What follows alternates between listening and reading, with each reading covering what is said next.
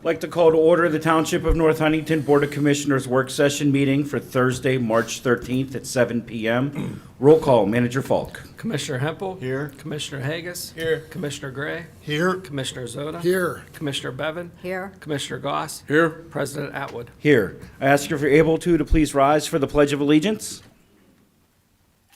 Allegiance to the flag of the United States of America and to the republic for which it stands, one nation, under God, indivisible, with liberty and justice for all. Prior to tonight's meeting, the Board of Commissioners met in executive session to discuss personnel and legal matters. If there's any citizen who'd like to offer input, I ask you to sign the book at the podium.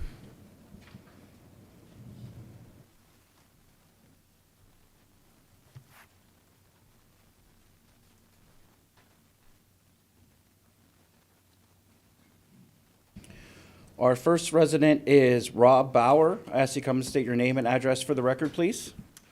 Rob Bauer, 5254 Stokes Trail. Not here to speak about roads tonight, I promise. We're making progress. But anyways, good evening, Commissioners. Thank you for allowing me to speak tonight. My name is Rob Bauer. I'm a lifelong resident of this township, now at 40 years. I've been involved in youth soccer in this area for many years, starting at the Northern Soccer Club at the age of 8. I've been a youth referee since 1998, a PIAA high school official since 2005, even having the opportunity to officiate a state championship in 2023. Over the years, I've watched our local youth sports landscape evolve, and today I'm here to discuss a few concerns I have regarding parks and recreation in our township. As many of you know, I've closely observed the professionalism of youth sports. The pay-for-play model, where professional coaches are hired and costs increase, has become a significant trend. I wasn't in favor of the Riverhounds funding the sports complex because our township already had a strong youth soccer program with good facilities, despite being outdated and limited topography. However, I support the idea of a state-of-the-art recreation sports facility. Specifically, I think the Norwood Soccer Club site at the Nike site and the adjacent Oak Hollow field present a valuable opportunity that could be explored. But tonight, I'm here to focus on our Parks and Recreation program. Let me share a bit about the Norwood Soccer Club, a nonprofit organization established in 1977. We're volunteer-based. Every volunteer is required to undergo background clearances, safe sport training, and many are licensed by the United States Youth Soccer. Additionally, we carry insurance to ensure a safe environment for our athletes. Each season, we approximately 700 to 800 youth participate in our club. In this winter alone, we had 140 athletes trained through our programs. In addition to winter, we offer fall and spring seasons and summer training, which last summer we had 160 youth down at Turner Valley. 1 week in the summer, we bring the Everton Soccer School, a camp run under the mission of Everton Soccer Club, a Premier League team in Europe.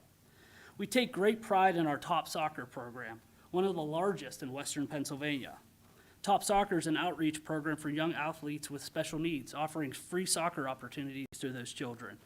Through Top Soccer, we provide meaningful learning and developmental experiences through soccer. And I'm proud to say Norwood Soccer Club offers financial assistance to ensure that no child is left out due to financial hardship. We advertise this assistance and provide it on a first-come, first-served basis, but we ask families to pay what they can to ensure we can spread our resources as far as possible. I'd like to contrast this with two for-profit soccer programs that the township has decided to partnership within our township.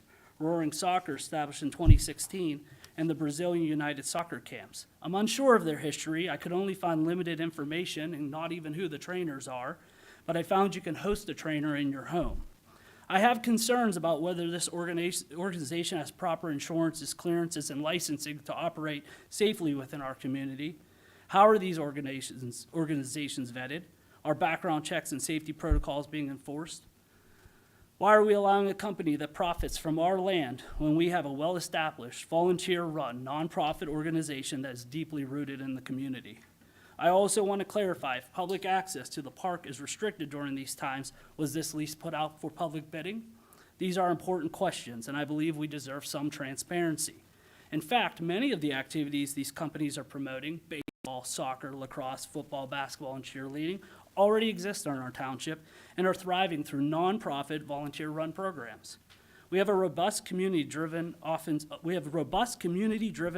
in place, yet we are allowing outside profit-driven organizations to operate alongside these programs, potentially drawing participants away from the local nonprofits that serve our children so well. Additionally, North Huntington Township has 9,000 followers on Facebook. Have any of these followers ever seen the township advertise our nonprofit volunteer-run recreation programs for signups before this morning? These are the programs that truly serve our community. So I'm here tonight with one simple request. I would request the commissioner make a motion to terminate the partnership with these for-profit organized soccer programs. I would like some clarifications on how decisions like this are made, who holds the checks and balances for the staff who make these decisions. When an idea is proposed, does the manager have the power to approve them without oversight or review by the commissioners? Are we reviewing what recreation programs exist in our community before bringing in outside programs? Thank you for your time and consideration. I believe we can work together to strengthen our community's recreation programs, ensure that the interests of our residents and taxpayers are prioritized. Thank you. Thank you. Our next resident looks like Bob Kennedy. Can you come and state your name and address for the record, please? Bob Kennedy, 67 Penn Avenue, North Irwin, PA, council member on North Irwin. And I just wanted to thank everybody because I see it's even on the sheet that you're going to discuss about the Frog Road opening.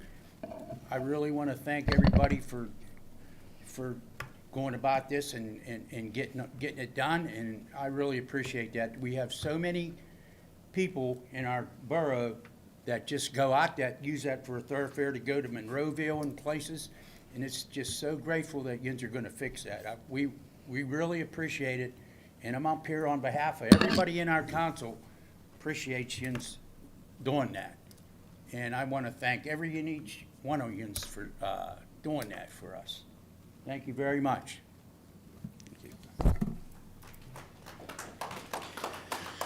Our next resident is Neil Grabiak. As you come and state your name and address for the record, please. Yes, my name is Neil Grabiak. I live on Mardo Lane, of which we're kind of having a little problem with.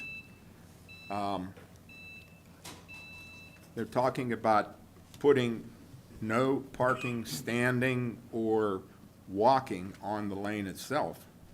And my mailboxes are at the end of the lane. So does that mean they're going to ticket me if I stop to get my mail? I mean, in reality, think about it, guys. And does it mean if I walk down to get my mail, they're going to ticket me?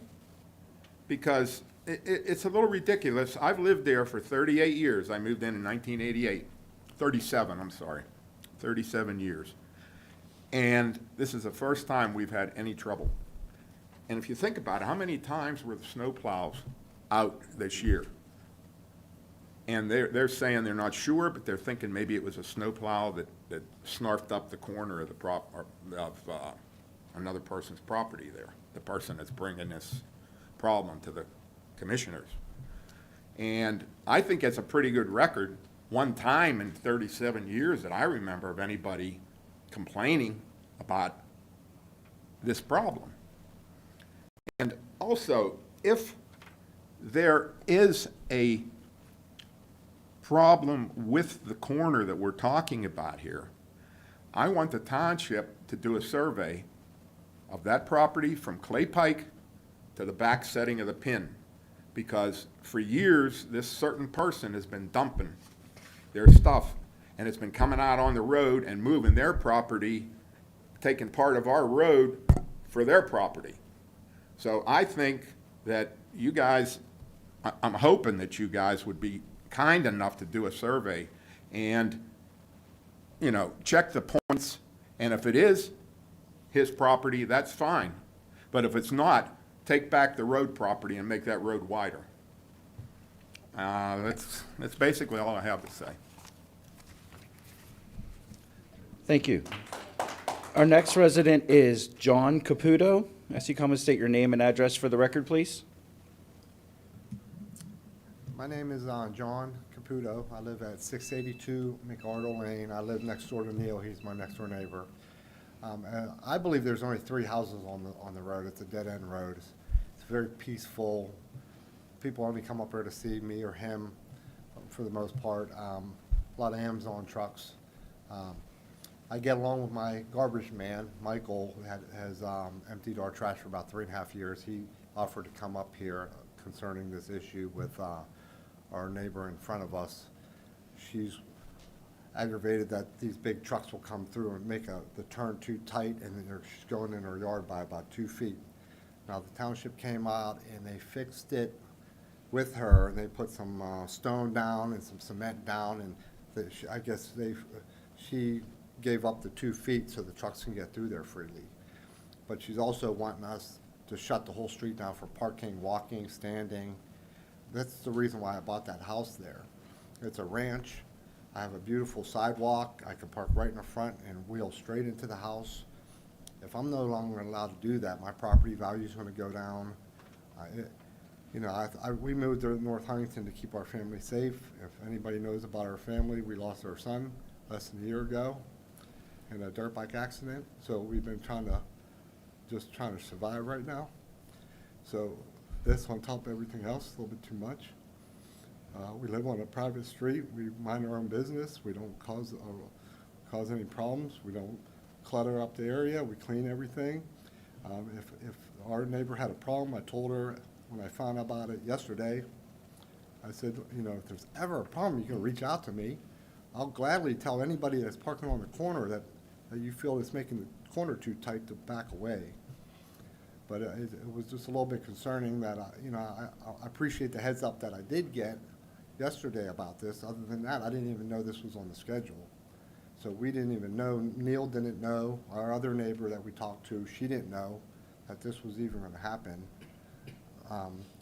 And just, I don't understand, I'm not an engineer, so, but when I try to read what the engineer wrote about the road being 22 feet wide, I have a measuring tape that goes 25 feet, so I measured every 5 feet across my whole front of my property, and I came up with 24 feet.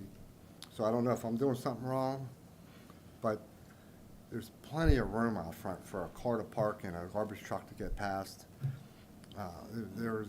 This came from one sloppy driver, maybe a younger Amazon driver. It's somebody that wasn't driving that great. They drove over her, her grass. Now that I know there's an issue, I'll gladly keep any cars parked close to the corner or away.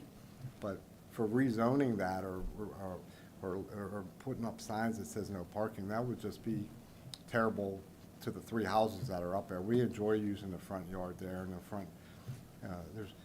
It's not posted, so I believe that means it's 25 mile speed limit, but you couldn't get up to 25 miles an hour. If you're doing 15, you're going way too fast. So it's a nice, quiet road. I don't understand, one time something happening, I will make sure I'll put cameras out there. I'll make sure I'll put my own sign out there, not to park in front of my house at that point. But I don't think changing everything and, causing me to lose value in the house, is the answer. So I appreciate your time and for hearing me out. Thank you. Thank you. Our next resident is Amanda Bargill. As you come and state your name and address for the record, please. Hi, I'm Amanda Bargill, and I'm John's fiance. I live at 682 McArdle. I don't even know where to start. The neighbor that is bringing up this issue sold us the house. The gentleman that lived there before us, he was old. He didn't, he was, he had Alzheimer's. He didn't get much traffic. So I think that her problem is that we have lots of family and friends, and yeah, they do come over. I have lots of family that are elderly, and that's part of why we bought the house. It took us a long time to find the house, over a year. It's nice, easy access straight to our door from the road, and that was a big selling point for us. If anything should happen and we should have to sell the house with no parking, walking, standing, anything on our lane, it's definitely going to be a problem for any potential buyer. Like he said, the part of her yard that got tore up, I was actually outside when I believe an engineer came and somebody else from the township came, and he's forgetting, we do have a camera on our tree. It is a Blink camera, and the man from the township asked me if I, had footage from this incident. For me, it would be really difficult to go through. I would have to know the date and the time that this incident happened. So from my understanding, they didn't even know who did this. I think that it was a hypothetical. Regardless, this neighbor got their property taken care of quite quickly, actually, by us taxpayers. We paid for the repair, and it's fine. There's nothing wrong with it.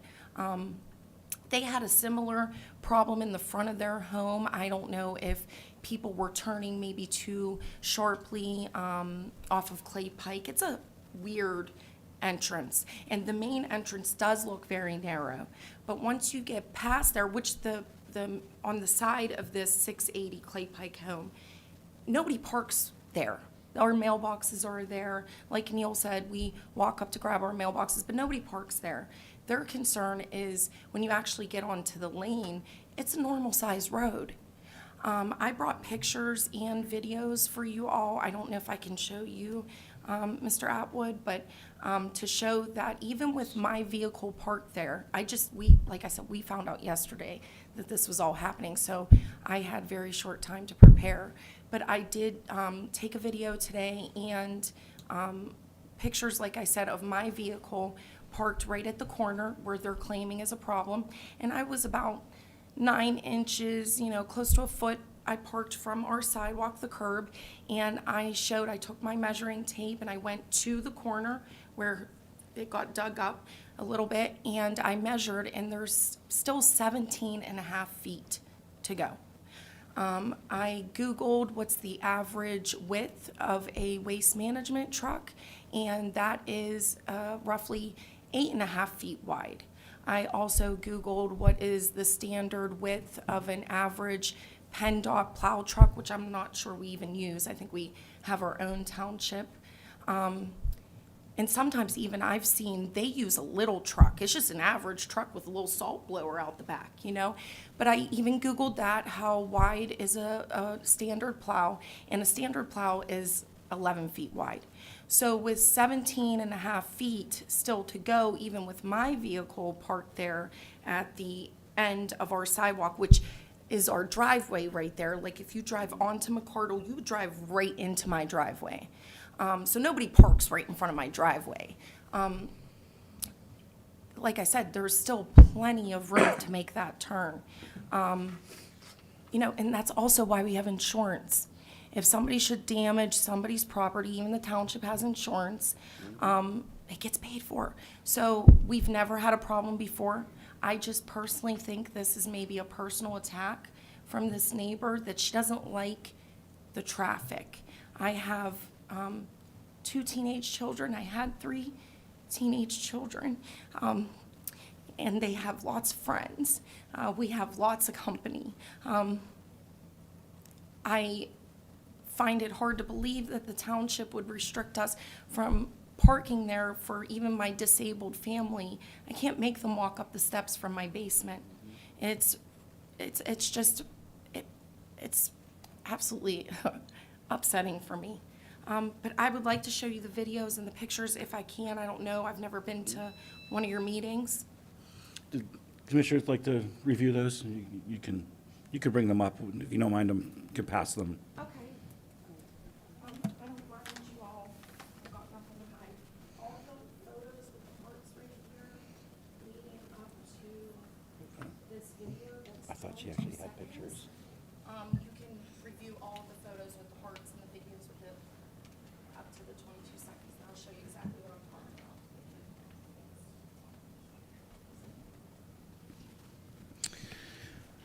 about. Our next resident is Nicholas Carosa. I ask you to come and state your name and address for the record, please.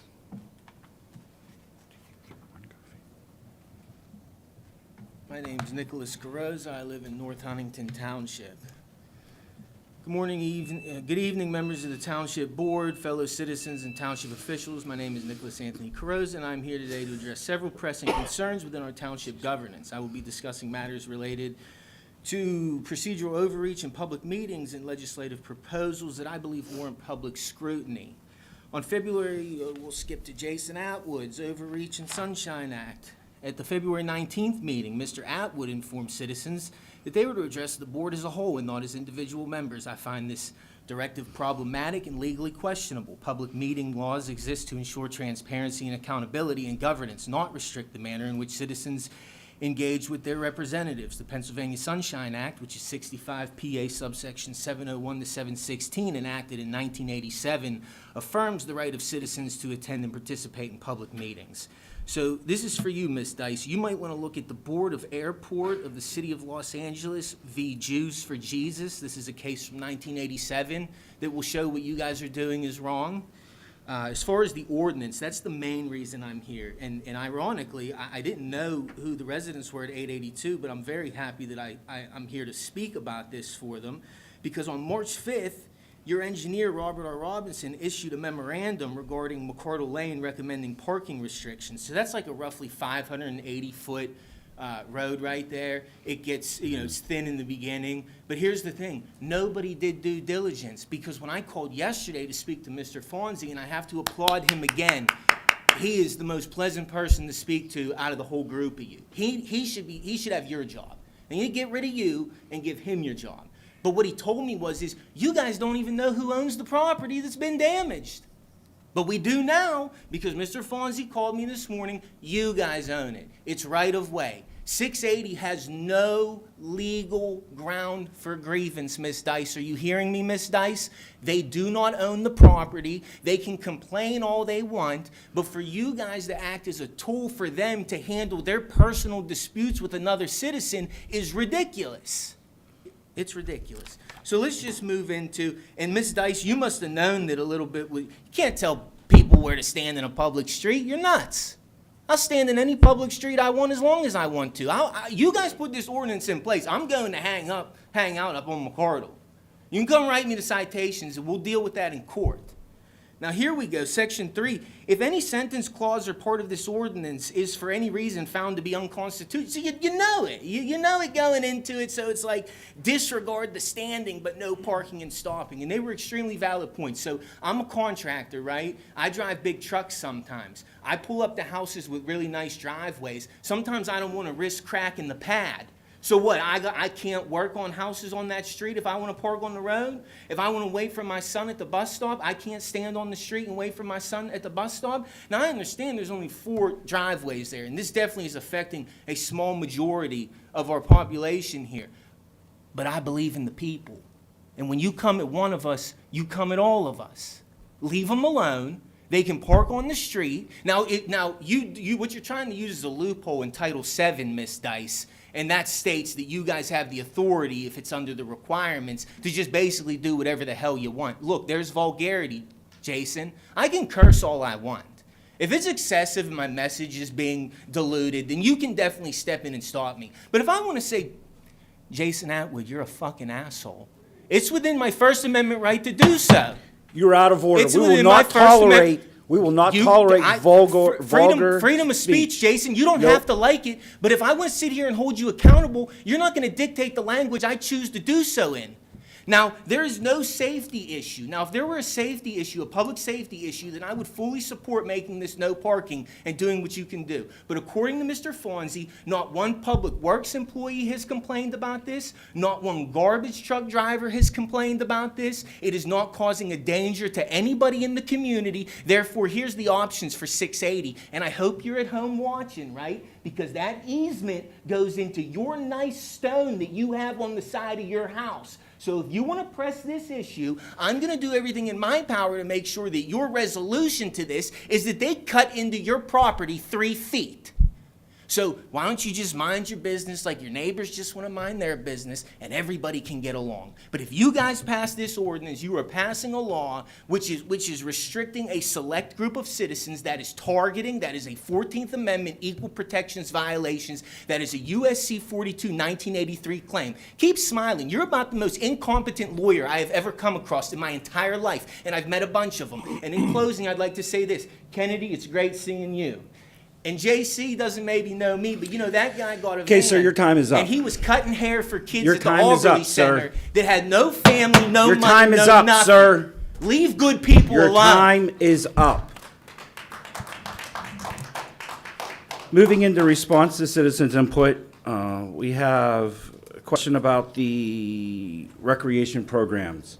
Does Manager Falk, do you want to walk us through that process real quick? Sure, since we brought Lydia Kincaid on board as our new rec coordinator, she's resurrected a lot of the programs that we used to do, and these were programs that we used to do prior to COVID, these soccer camps and things like that. We do charge a fee, and some of that fee does go back into the township so we can offer more programs, more recreational opportunities for our children. Again, these are programs that we've always done before, prior to COVID. We are bringing them back online. Ms. Kincaid she did a lot of these programs at Greensburg. That's why she was here to resurrect our recreation needs that we've identified from the community through our comprehensive plan, through our discussions with residents. We went from having 5 or 6 events a year to a plethora of events. She does the vetting, correct? She does the proper vetting, and if you have any other questions, we'd be more than happy to answer them. I was going to ask, as it was brought up, were they all vetted? And as the gentleman said, the one that he couldn't find information on, and I don't know what the name of that was, do we know if they all have the proper insurance and all the certifications they need? Yeah, so within the proposal that BUC sent to me, they listed that they will send us all of the clearances for all of their coaches, along with the certificates of CPR training, and any required documents from our end, along with their insurance. And we will get that before the program. Right. Okay.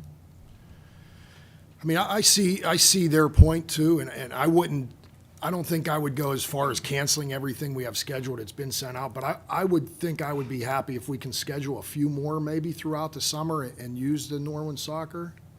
If we can squeeze them into our schedule and at least get them involved in a couple more. Yeah, if you guys would like, I can work with Norwin Soccer Club to come up with flyers to help advertise their summer programs and even into their fall programs. We could also look to expand to other community athletic associations and sports organizations. Maybe whenever we do our advertising in Community Magazine, or we do our advertising in the Trib, we can include information on all the different programs. I intended to get a page up on our website. I think I emailed you all about this maybe back in February. And with everything else going on, unfortunately didn't get to it as quickly as I wanted to. But the intention is to have the information out there in a comprehensive list so that if people were looking for different programs or something beyond what we can offer, say their kid's very interested in continuing soccer beyond the 5-year-old age limit that we have right now, we can refer them to Norwin Soccer Club.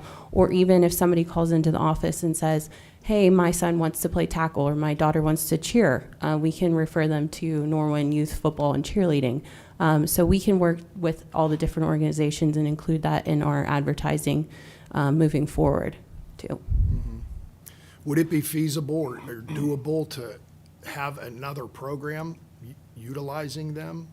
Is Yeah, that possible? we really can put in whatever. We can work with them or come up with something in addition. I know that he mentioned the Everton soccer camp in the summer, but maybe we can work together to do a partnership with Norwin Soccer Club and the Parks and Rec Department to host other types of soccer camps in the summer. anything's possible. Okay. I just think it would be a good gesture if we try to get something going with them. And again, I think what you have scheduled is great, and I love the programs you have scheduled, and I wouldn't want to cancel any of that. But I think it would be nice to still try to move forward and do something with them. That's my opinion. Thank you. Anybody else have anything regarding the parks activities? Our next resident, the councilperson from North Irwin regarding Frog Road. I know we have some stuff coming up regarding the guide rail. Do we have any updates as far as the actual construction in that area? No, we do have some guide rail that we want to put in where we have the road closed to one lane. Public Works is going to repair that within the next 2 or 3 weeks. You have an update, John, on that? The plan is to start up there next week. Actually, I'm glad it got brought up because the residents in North Irwin and our residents be aware the road may be closed for several days next week. We're going to take that whole lane out and reconstruct. So it should be corrected next week fully, and the guide rail later to come. But just be aware next week it might be closed. And then they have to shore that up somehow. Yes, sir. Yes, sir. We're going to restore it back to its original 2-lane road. Yeah, we did have a landslide there 3 or 4 years ago. We feel it's the area is stabilized now, and we've reached equilibrium. And so we're just going to cut the bad area out and refill that in with good material, put new guide rail in. And there's another section down at the bottom of the hill where we're putting some guide rail in that's been damaged. Plus, on top of that, we've doing a survey on the stream, all the way from where it makes a bend, all the way downstream where it meets Brush Creek. There's 3 culverts, 2 of them are ours, and 1 of them, PennDOT, is filled up with debris, more than 50% blocked. So we're getting a good profile from there all the way down and looking at a project to clean the stream out and dredge it. We expect to have, it's just not going to be a township project. We're going to talk to Westmoreland Conservation District and PennDOT and get some partners in this. We're not going to take this all on ourselves, but there's significant debris that's affecting the road and the property owners, and we're going to look at a plan such as a forebay to prevent that sediment from coming into the stream and causing that problem for the future. So that, hopefully we're going to get back to you in a few weeks on that. Great. Thank you, Bob. Anybody else have anything regarding Frog Road? Bob, I just want to say thanks a lot, man. You know, I've been working with residents down on Frog Road for years now, and I'm gleefully going to bring that information to them. I hope that's okay if you don't mind me doing that. But thank you for the work that is yet to be done, but will be done, and much appreciated. And John, thank you for the upper portion of that road, and Cody, while I'm at it, thank you guys, the trifecta over there, a great team effort. Folks on Frog Road and Scotch Hill Road, we might as well talk about that. That's looking real nice, thank you. That'll alleviate a lot of the water on the backside of their properties, so super great work from everybody. Thank you.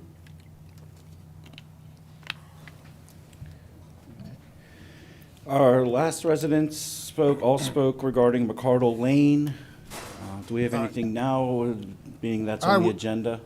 I would certainly like to speak on that. This issue blew up apparently, and the township, it started small. The township went out and fixed the damage to the neighbor's property. You're correct. I think the township had a knee-jerk reaction to the issue. The engineer said there is enough property to, the radius on the curve is sufficient to allow trucks to turn. I think that actually the neighbor offered property to the township to pave it, fix it, do whatever to mitigate the issue. So I think it's unfair to punish everybody on the street for what could be a minor issue, one-time thing. If it happens again, maybe we'll have to do a little more. but everybody seems to be working together on it, and I'm sorry you had to come up and speak on it, but I appreciate you coming because it lets the board know where you stand on the ordinance, and I think we should just let it go. Yeah, I agree, and I appreciate the three residents coming up and speaking and explaining that. I've been on that road and I've seen that, but I'd like to hear that explanation. That was very good, and I think I would honestly be okay leaving it as is. And as you said, you will make sure no one parks right on that corner where it may be a hazard, and I would respect that and respect that you would keep that corner clear. Well, if he even keeps two car lengths. Yeah. From his driveway, 2 car lengths up, free, there would be no problem. And I'm good with that. I think you guys, you live there, you want the best for your road, and I think you'll do what's right. And I agree, and I think if there's more problems in the future, we look at something then, but I agree with that. All right, appreciate you guys. Thank you. Thank you. I'm sure you probably saw me in my little black car today. I drove down, and whenever I first drove onto McCardle, I'm like, yes, there's no way anyone's parking on this road. But when I got to the end and saw it was a normal sized street, I mean, if you got an issue parking on the street, there's people with issue parking on my street too, because it's the same size. It's within a couple feet. I think it's on the agenda. I think we'll take care of it then, but. And if I may, first of all, the wording in the ordinance, I took that off of a template of a previous ordinance. It's certainly not meant to be standing or stopping, just parking. And I think the main thing is just around the bend, if that car isn't parked there, it's much easier to navigate the bend. And if the neighbors would just police that, I think that would be fine. But there are warrants. There's 2 different warrants I listed in that memo that you can take action to prohibit parking, and those 2 were listed there. But you can use those 2 warrants just about any street in the township if you want to eliminate parking on a street. But I think if the neighbors just police themselves and just not park on the corner, particularly when there's a snowfall, I think that'll be fine. And I appreciate Neil Graviak. I appreciate, we haven't had, like I said, I lived back there 37 years. Now, we've had plow trucks coming, every winter, but you guys have definitely, the road department has definitely taken care of us back there this winter. I can't remember the name of the gentleman who drives the smaller truck, but he's great. I mean, he was there, the road was hardly wet, he was back there, so we do appreciate, we had a lot of problems when I moved in '88. That was a private road, and that road took Commissioner, who was the one down on Whitehead back in '88? Crap, I can't think. I don't know that long. But he, along with him and some lawyers, we finally got the township to take it over. And it's been great ever since. And I appreciate you guys putting us, the road department and everybody, putting us on the list to have that road paved. So thank you. Does any other commissioner have anything else for response to citizens' input? Seeing none, we'll go into work session discussion topics. Manager Falk. All right, item number 1, Westmoreland City Volunteer Fire Department is celebrating their 100th anniversary this year. They're going to have a celebration later on this year, and I prepared a proclamation on behalf of the board to present at a later date. All right, moving on, Indian Lake Improvement Project. As you know, we have 3 major things going on up at Indian Lake, and we've met with representatives from DCNR, and we've formulated a game plan. Lydia has pretty much spearheaded this along with Cody and Bob, and so I'll turn it over to Lydia. Thank you. So we will be going back and forth. I will be speaking, and Bob will be speaking on these different parts of the project. But in general, there are 3 main things that needs to be completed based off of different studies that have been done and different reports that we have found. from our engineering firm that we use, KU Resources, as well as a report from the PA Fish and Boat Commission. We have prioritized these projects within Indian Lake to hopefully get grant funding to pay for the majority of it. So what work needs to be done? First leg of the project is the Kenda Dam stream bank stabilization. Also the Kenda Dam bridge replacement and the dredging of Indian Lake. So all three parts of this project, they are all high priority on the list of things that we need to do and to remedy. They all require a drawdown of the lake, or and specifically with the stream bank stabilization, at least diverting of the water in some way. So they all basically need a drawdown of the lake. So the idea is to do all three parts of this project in one go, so that we only have to draw down the lake once. We only have to disturb the fish habitats once, and we only have to close the park to the public once.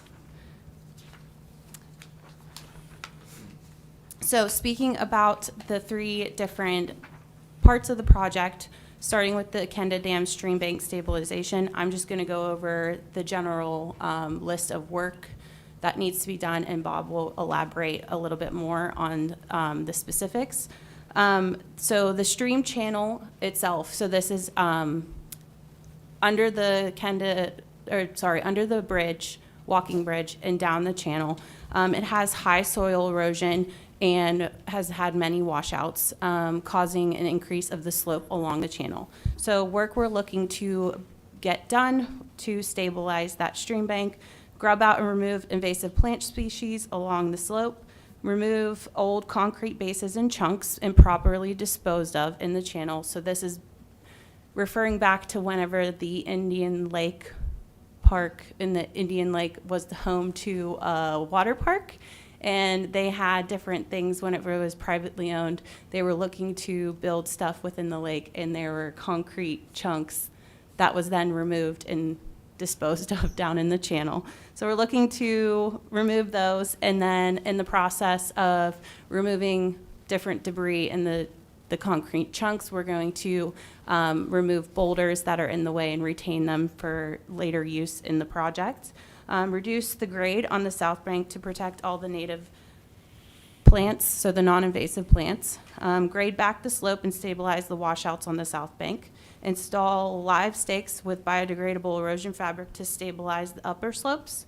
Install boulder cross veins, so this is where we're repurposing those boulders that were removed from the channel to reduce stream edge erosion. Install builder walls with plantings, so native tree plantings, to stabilize washout areas, and then draw down Indian Lake to reroute the water during this process. The boulders that were put in the lake, is my understanding that this was a private lake at one time, and the township acquired it, and they took all these concrete structures, and I believe it was the township that may have dumped them downstream of the spillway.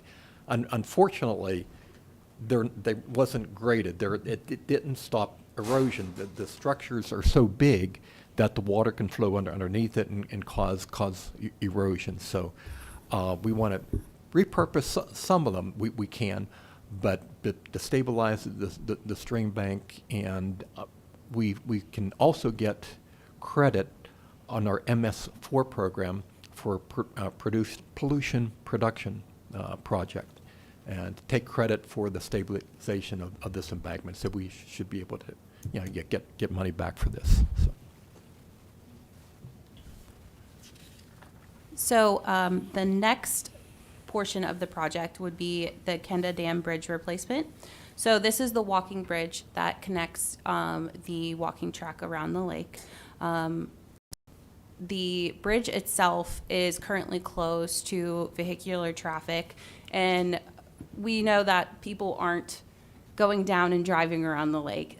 When we refer to that, we're talking about our maintenance vehicles and our parks crews vehicles. So right now, they cannot drive those over the bridge because of the current state of the bridge and the beams supporting the bridge.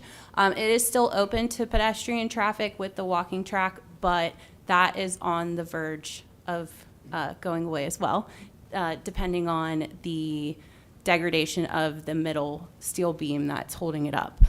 So we are looking to replace all of the components of the bridge. We are looking to keep the wooden structure, the barn-like structure that everybody knows and loves, takes pictures in front of. We're gonna disassemble, remove that, replace everything within the bridge, the actual bridge structure, and then put that back on. So specifically, as I mentioned, wooden cover of the bridge disassembled and removed to be replaced at the end of the project also with new wooden decking along the walkway of the bridge. Replace the corroded steel support beams of the bridge.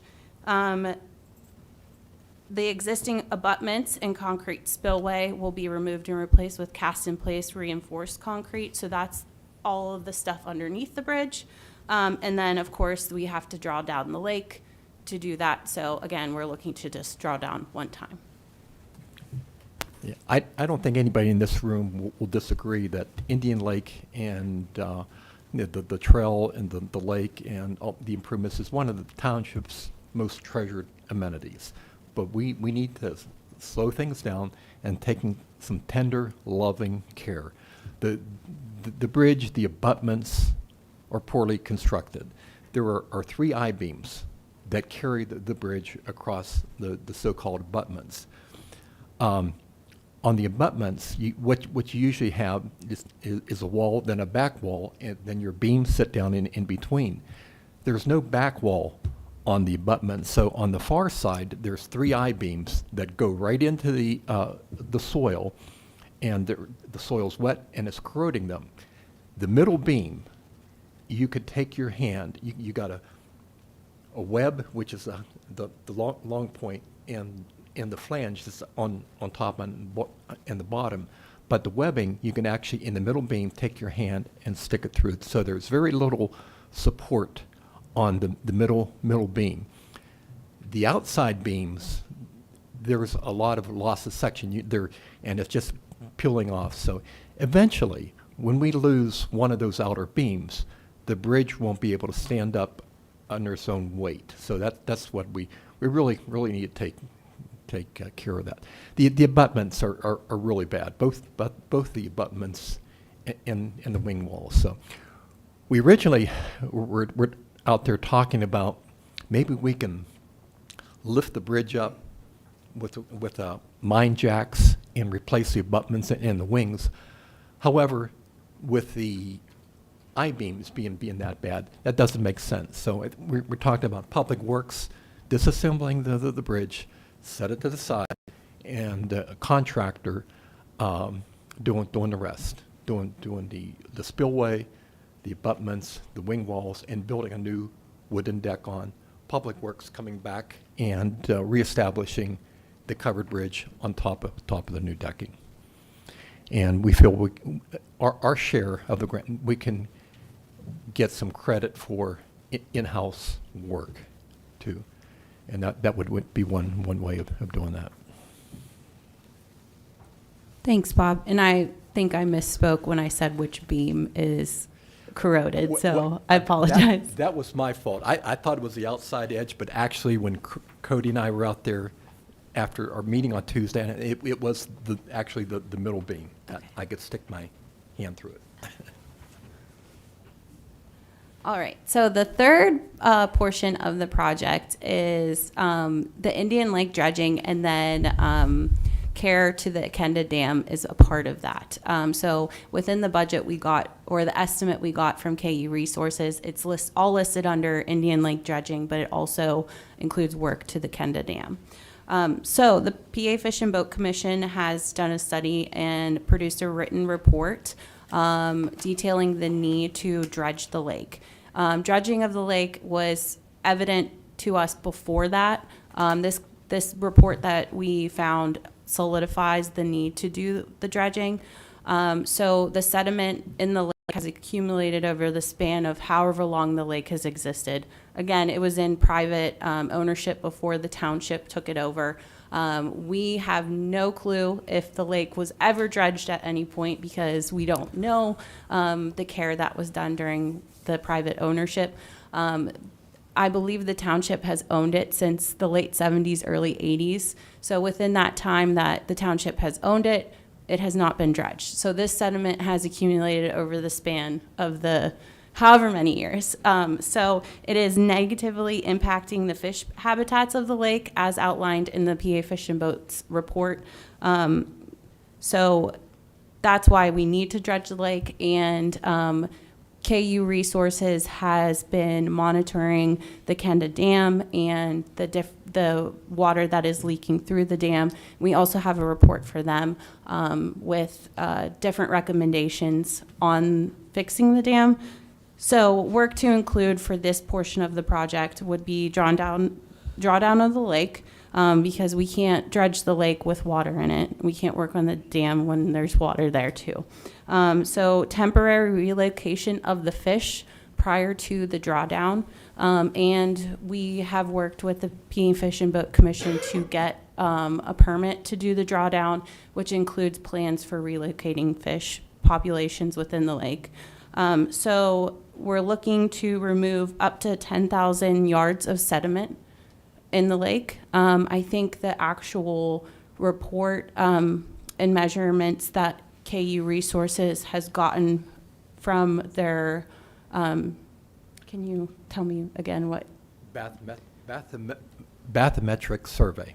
And what that is, if you're a fisherman and you have a Lowrance or a hummingbird or a garmin on your boat, it's that type of equipment going across the lake, tied into the survey equipment. So that's what they did to get the different depths of sediment on the lake. Thank you. So their bathymetric survey indicated that there is 7,500 yards of sediment, but we're bumping that up to 10,000 just to cover everything and make sure we're not getting an estimate that won't cover the cost of the actual amount of sediment we need to remove. So once the sediment is removed, we have to dry the sediment in a location specified in our permit and dispose of it to a proper disposal area. And then once the drawdown is happening and the dredging, simultaneously we'll work to fix the water leaking out of the Kenda Dam by lining the embankments with clay or drilling and grounding the embankments. We didn't do this, but the dam is poorly constructed. There is mine spoil within the interior of the dam, and that's the last thing that you want as part of the core of your dam. And there is evidence of mine spoil without even the borings because of it is leaking. So there's water going through the dam, there is water in the dam, and there's water leaking through the dam, and we need to stop it. There are 2 points near the outfall where you have acid mine drainage, AMD, and that is because of the mine spoil within the dam. But we, as Lydia mentioned, we can fix that in just either clay lining on the inside slope or going up on the breast and drilling every so often and doing a pressure grouting. But yeah, we need to we do an inspection every year for the DEP, and we sent it, and we've been noting all these deficiencies. But it's time to get this done. So how much will this cost, right? There are a lot of different things that need to be done with each portion of the project. So KU Resources has put together an estimate of the total cost for the project, broken into 3 different sections for the 3 different parts of the project. So the Kenda Dam stream bank stabilization, they're estimating $258,245 for that. The Kenda Dam bridge replacement would estimate at $219,760. And then the dredging of Indian Lake and Kenda Dam, so the biggest portion of the project, comes in at $731,500. So total project cost estimate is $1,330,455.50.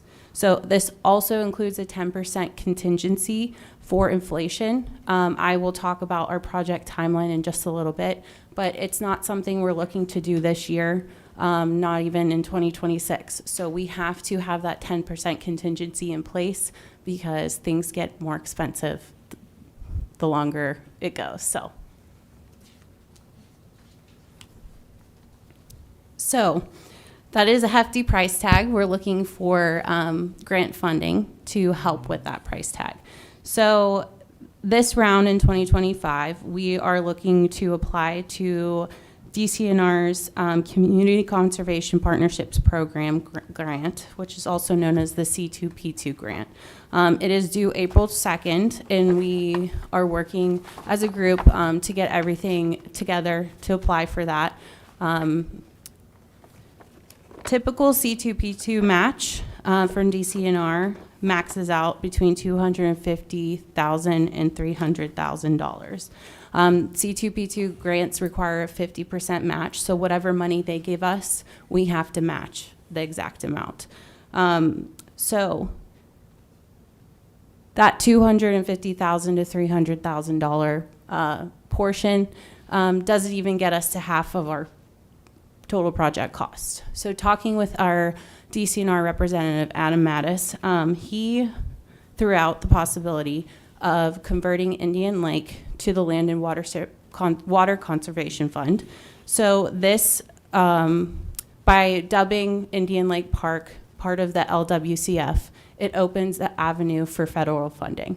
The normal C2P2 funding sources depends on what avenue you apply for. So this would be C2P2 Rivers Conservation. So normally maxes out at 300,000 MAC. And with LWCF, we could potentially get up to the 50% of the entire project, not just 300,000. We would be able to get 50% of our estimated costs, which is $665,227.75. So with that, because it's a 50% match, we would also have to commit that much money for the project. We would look to backfill our commitment of the match with other grant applications. And a couple that I've listed here, the PA Department of Community Economic Development's Greenways, Trails, and Recreation Program. They have a grant cycle that their application is due May 31st. And I will get into our project timeline next. So with this, we would be able to have a couple rounds to apply to. So if we, for some reason, are not awarded the GTRP grant this round in 2025, we can apply again in 2026 and potentially in 2027. So we can keep trying to backfill the township's match that the township has committed to the DCNR grant. We will also look to apply to the PA local share account. So that is the statewide LSA grant. And that application is due November 1st, and you can request up to $1 million to fund a project. So again, just like the GTRP, we can apply multiple years until our project would begin. One thing I wanted to elaborate on with the LWCF criteria, we currently have one park that is LWCF, and that's Oak Hollow. There are a couple caveats to converting a park to LWCF. It has to be open and accessible to the public as an outdoor recreation facility in perpetuity. So you cannot convert it to an indoor facility of any sort. You cannot build random amenities as if it's not accessible and open to outdoor recreation.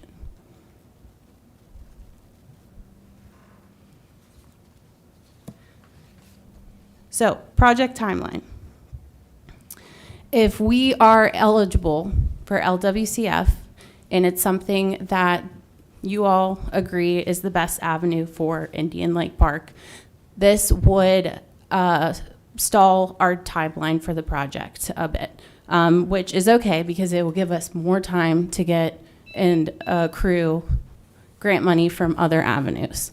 The LWCF process, you would apply for a C2P2 grant just like you would if you weren't doing LWCF. We would apply this year. We would be announced, if we were awarded the amount, we would be announced as a grant recipient this fall. And unlike other C2P2 grant recipients, we would not get the money right next year as everybody else would. We would have to begin the process for approval by the National Park Service to be converted into the LWCF. And Adam Mattis told us that once they recommend somebody for LWCF conversion, is very, very, very rare that the National Park Service denies them. So he's like, once you are awarded, it's almost a certainty that you will become LWCF, your park will become LWCF. So we wouldn't have to worry about that. But it usually delays the payout for the grant money by an extra year. So normal grant cycle, if it's not LWCF, you would apply this year, you get the announcement in the fall, and then your grant or your project would start the following year. You would begin your grant agreement, and normally you would have to complete your project within 2 years. If we do LWCF, it's all delayed at least a year.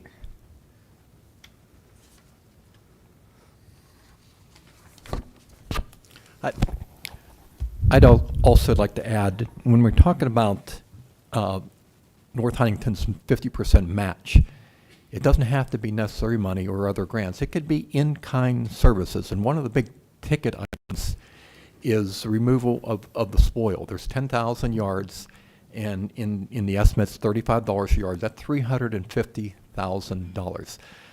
So the contractor would have his excavator draw the lake down with either bypass pumping or flume, and big excavator loading trucks and hauling it to the public works site. And we estimate that around $35 a yard. That's not to say that the township couldn't use their own trucks, and this might not be till 2028, and have smaller trucks and not the bigger trucks on our road, and take advantage and have something in the clever in the contract to get a credit if we would do the hauling ourselves. Perhaps if a contractor would look at it, I'll have $15 loading the truck, and that'll save us $20 a yard, which is $200,000. Perhaps that, haven't talked to John about that, and John probably over here is squirming in his seat, but that's something that we could talk about, something like that, or other ways of in-kind services, reducing the amount of money that we have to put towards this project.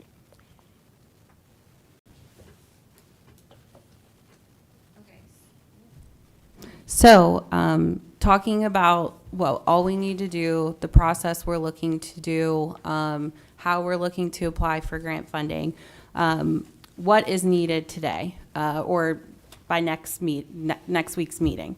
So we need the approval of the resolution. So this is something that you put in all the information in the grant DCNR grant portal, and it auto-populates, basically saying that the township manager is approved to submit the grant application and sign the grant agreement if the project is awarded on behalf of the Board of Commissioners. So this is a required document to submit the grant application. It's a standard procedure, standard document. So if anybody has any questions, we can elaborate further on that. Also is our letter of commitment. So we are looking to do a 50% match of the total project cost. So that again could be as high as $665,227.75. And that is if we are approved for LWCF and are able to get DCNR funding for half the cost of the project. So we'll need a letter of commitment from the township saying that the township is committing that amount of money from the general fund reserve to fund the project match. In the event that, say, we don't get any other grant funding, the township would be using that money from the general fund reserve for the match for the DCNR grant. And again, we plan to apply to the GTRP grant, the LSA, and any other grant opportunities we can come up with that apply to our project. We believe that there are also grant opportunities from the PA Fish and Boat Commission that we can look into as well, but we're going to look to apply to everything and anything we can to backfill that commitment from the township. That's all I have. Thank you.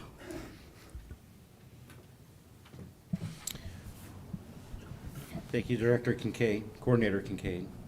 Does any commissioners have anything regarding this project? Any questions?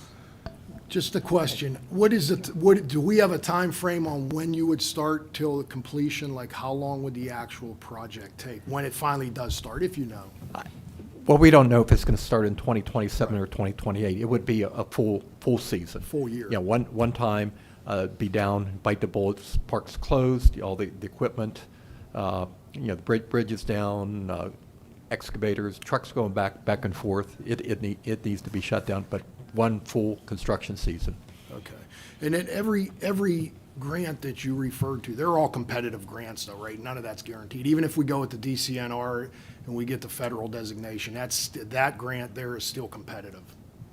Right. So you apply, and so Adam Mattis told us, say we wanted to go the LWCF route, and we meet all the criteria for Indian Lake Park to become part of the LWCF, you would still be going against all the other applications.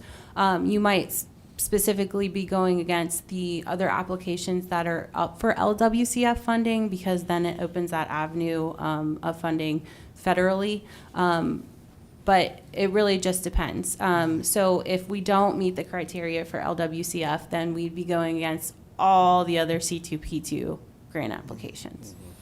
Yeah, I just meant, because I know the grants, they come in, there's either competitive or non-competitive. Non-competitive, everybody that applies gets something. These are all competitive where we Yes. may not get them. Right. Yeah. And we have applied for these grants for specific parts of this whole entire project before and have not been awarded.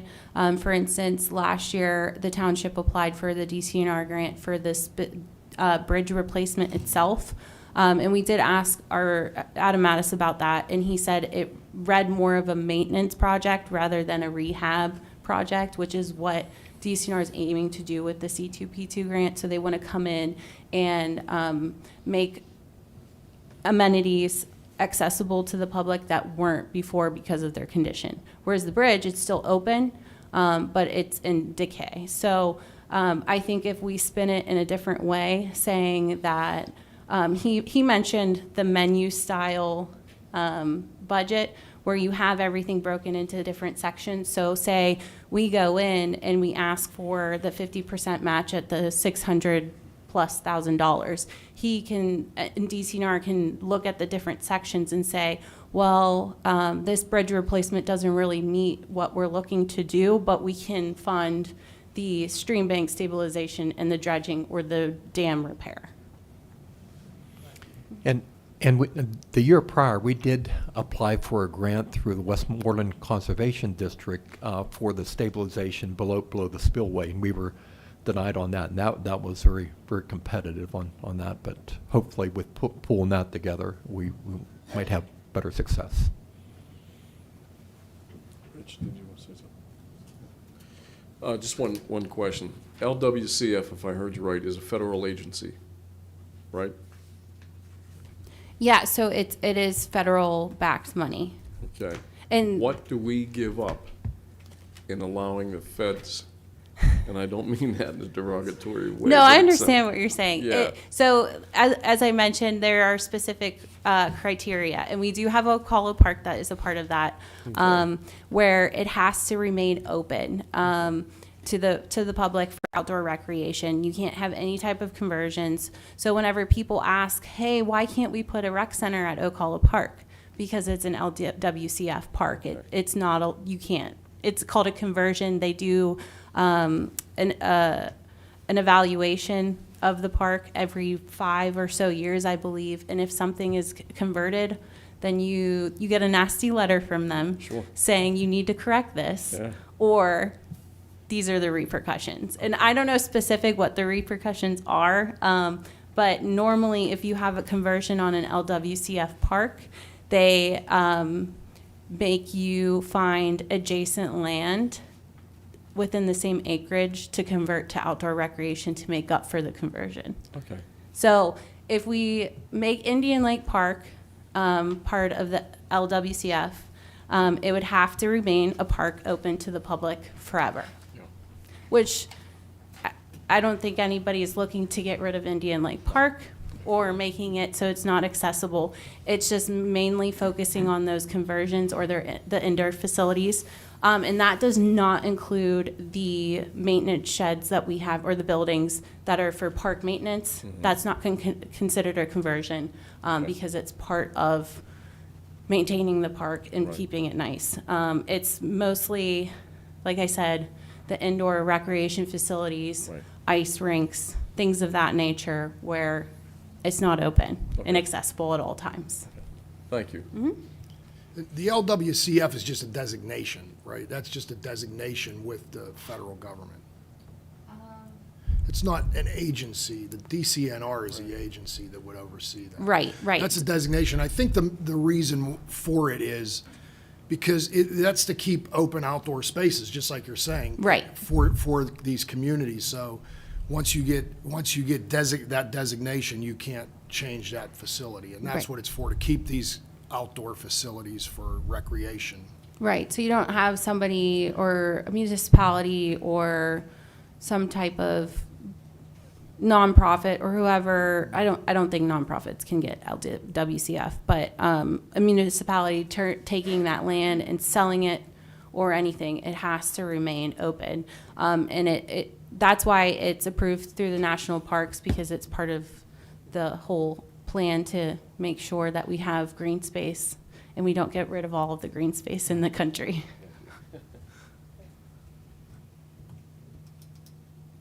So if we went for LWCF designation, it would benefit us to subdivide the property to only include the maintenance building and the lake and the bridge, necessary things to retain control on the rest of it, right? So that we could do something. Yes, but within the boundary of Indian Lake, I don't think there's much to divide Right. off for that purpose, but yes. Right, okay.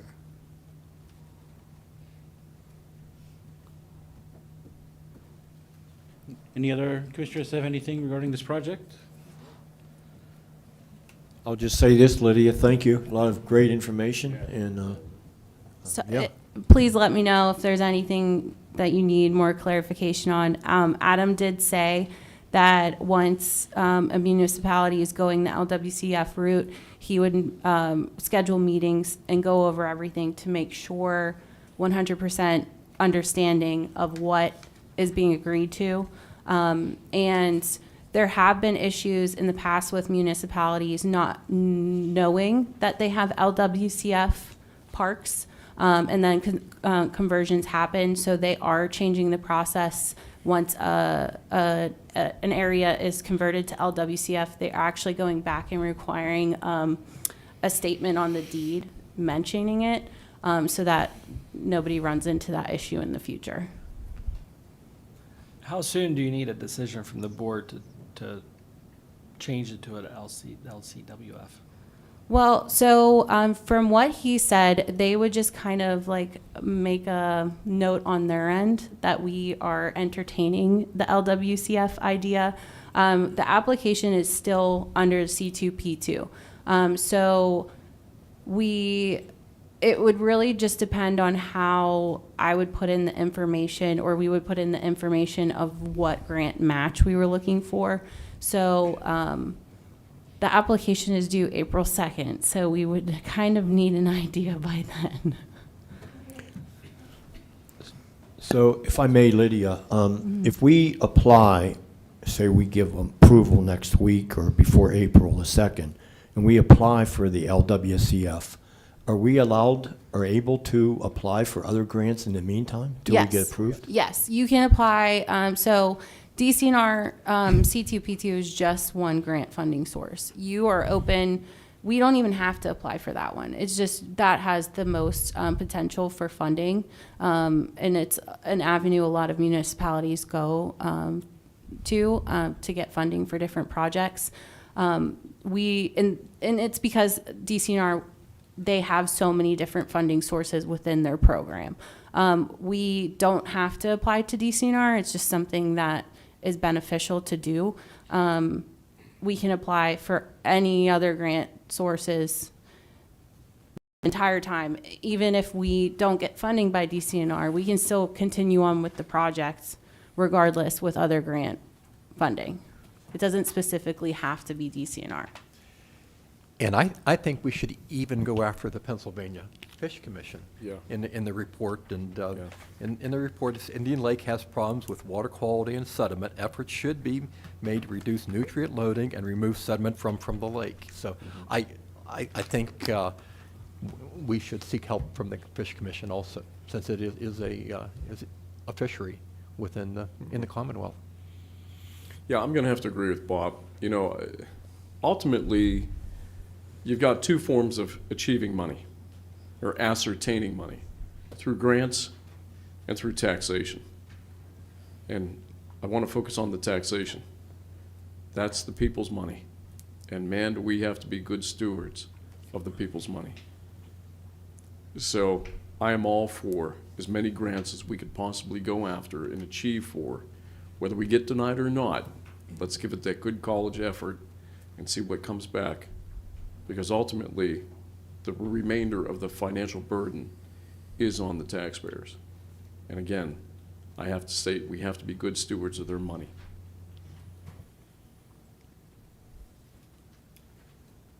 So is the board on board the staff's on board to start this project? It's going to be a multi-year project, a lot of work, but the staff is willing to do it. We're willing to step up to the plate and do it. Is the board good with us to move forward?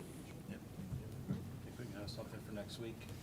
Yes, you will have a resolution next week and a motion to transfer the Indian Lake into the LWCF, correct? Yeah, DCNR doesn't actually require that for the application. It's just something we have to like have a general understanding that we all are in agreement that it's okay for us to go through that route. Specifically for next week would be the resolution for Harry as the township manager to submit the grant application to DCNR on the township's behalf, and then a letter of commitment for the match money. I recommend that you do a resolution, though, if you guys agree to do the federal end, the WCF, just because then it's transparent and it's another avenue for somebody to look to determine in the future if this property was designated that way or not. Even though they require in the deed that language, I recommend that you would have a resolution for it. But we don't have to do that right now, right, Lydia? Well, if solicitor... We can apply for all the grants and authorize Harry to follow the procedures, but we don't have to, we have a consensus to go LWCF, but we don't actually have to do a resolution right now, right? In case we want to look at how much property is there and exactly what it includes. So what you're, as you suggested, subdividing a portion off, if there's a It just chance. depends, though, as you indicated before, I think they need to know within the computer Yeah. screen if you're going this avenue or not. So, once you're designated, I don't know that you back out. So that's where the pickle comes. And, Right, but at what point are you designated? well, again, by resolution, you would, if council agrees, then you would Well- move forward. But That's our commitment. But- When is their commitment? they'll do the review, correct? And then you said that, I don't want to say it's 100%, but you said it's very rare that they would deny your Right. right to become So designated. could we hold off a month or two to look into it? Part of this application cycle, no, I don't think so. Application for grants or LWSCF? So within the grant application portal, you have to fill in all the information about your budget, what match you're looking for from DCNR, and the amount you're committing. So as it is now, it is populated for that 50% of the total cost with LWCF. If that is not the avenue we're looking to go in, we would just do the typical amount that they normally. So let me backtrack. I think we should still be okay, sorry, to do the 50% of the total project cost. And if we don't end up getting selected for LWCF by DCNR, they would just fund up to the amount of the typical C2P2 award. So I think, though, you want to know whether or not you have to tick the box of LWCF. So if we say we're going to go up to 600,000+, even though we're only applying for the C2B2 that only maxes out at 300,000, we would still be okay. And at a later date, say we want to be LWCF, we could do that. Yes, so. That's what you want. That's what Yes, sorry. I apologize. So the letter of commitment with the money amount would be up to that 50% of the total project cost. So that's saying the township is providing that match if we happen to get selected for the funding through LWCF. If not, then we wouldn't be getting as much money from DCNR, and then we Right. would only need to match the amount that we are actually awarded. Right, gotcha. But the land and water conservation part would be on the entire 16.2 acres of Indian Lake. The lake is 5 acres, but the total And I parcel think is this- 6. Okay. Commissioner So- Gray was saying. So, Yeah. so that's what we're talking about, 16.2 acres. Yes. Okay. So, yeah, I'm good. Okay. Assistant Manager Fonzie, if I'm not mistaken, isn't that property actually two different parcels too? Like there's a lower parcel and then there's an upper parcel? I think there's a parcel directly to the west. Yeah. Yeah. But that is not part of what Bob said, the lake and buildings. No, I believe, isn't that where the trails are mostly? The trails are on the upper portion. I think that's a Yeah. different parcel. And then the actual lake that most people would call the park. Lake and the is- pavilions, yeah. is on the lower parcel. So Right. Correct. we could try to specify that as part of that. That only. Yeah. Right. Yeah, can we get the details on that for next week, just to see? Thanks.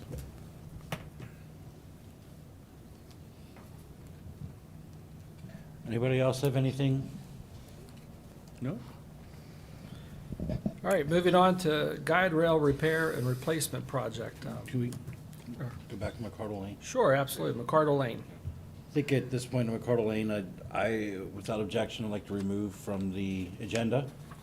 Right. Okay, thank you. All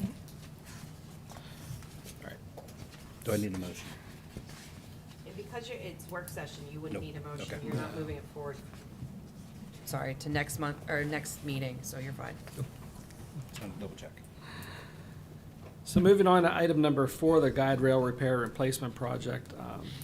Bob has identified a lot of guide rail sections that need to be replaced and repaired throughout the township. So we would like to put it out for bid for the portions that are on the memo for next week and see how much that'll cost. And this is just a start. There, if you go up and down the Route 993 corridor, we have, because of the topography, we have a lot of guide rail that's doesn't meet standards. The end treatments aren't right. They're bent. They're falling over the hill.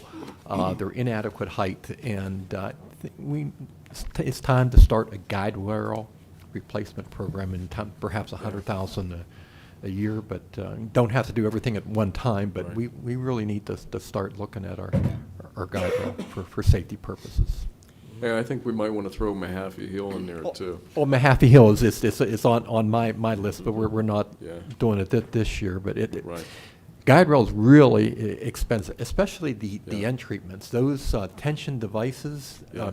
you're not allowed to like put a glove end just around the road unless you turn it back. But those tension devices where you see the square ends, yellow and black, Yeah. that's $7,000 just for that. So went within the right of way, you have to either turn it down into a concrete block or put those tension devices on. If you have the property at a intersection, you could put a glove end, turn it around away from the pavement. But yeah.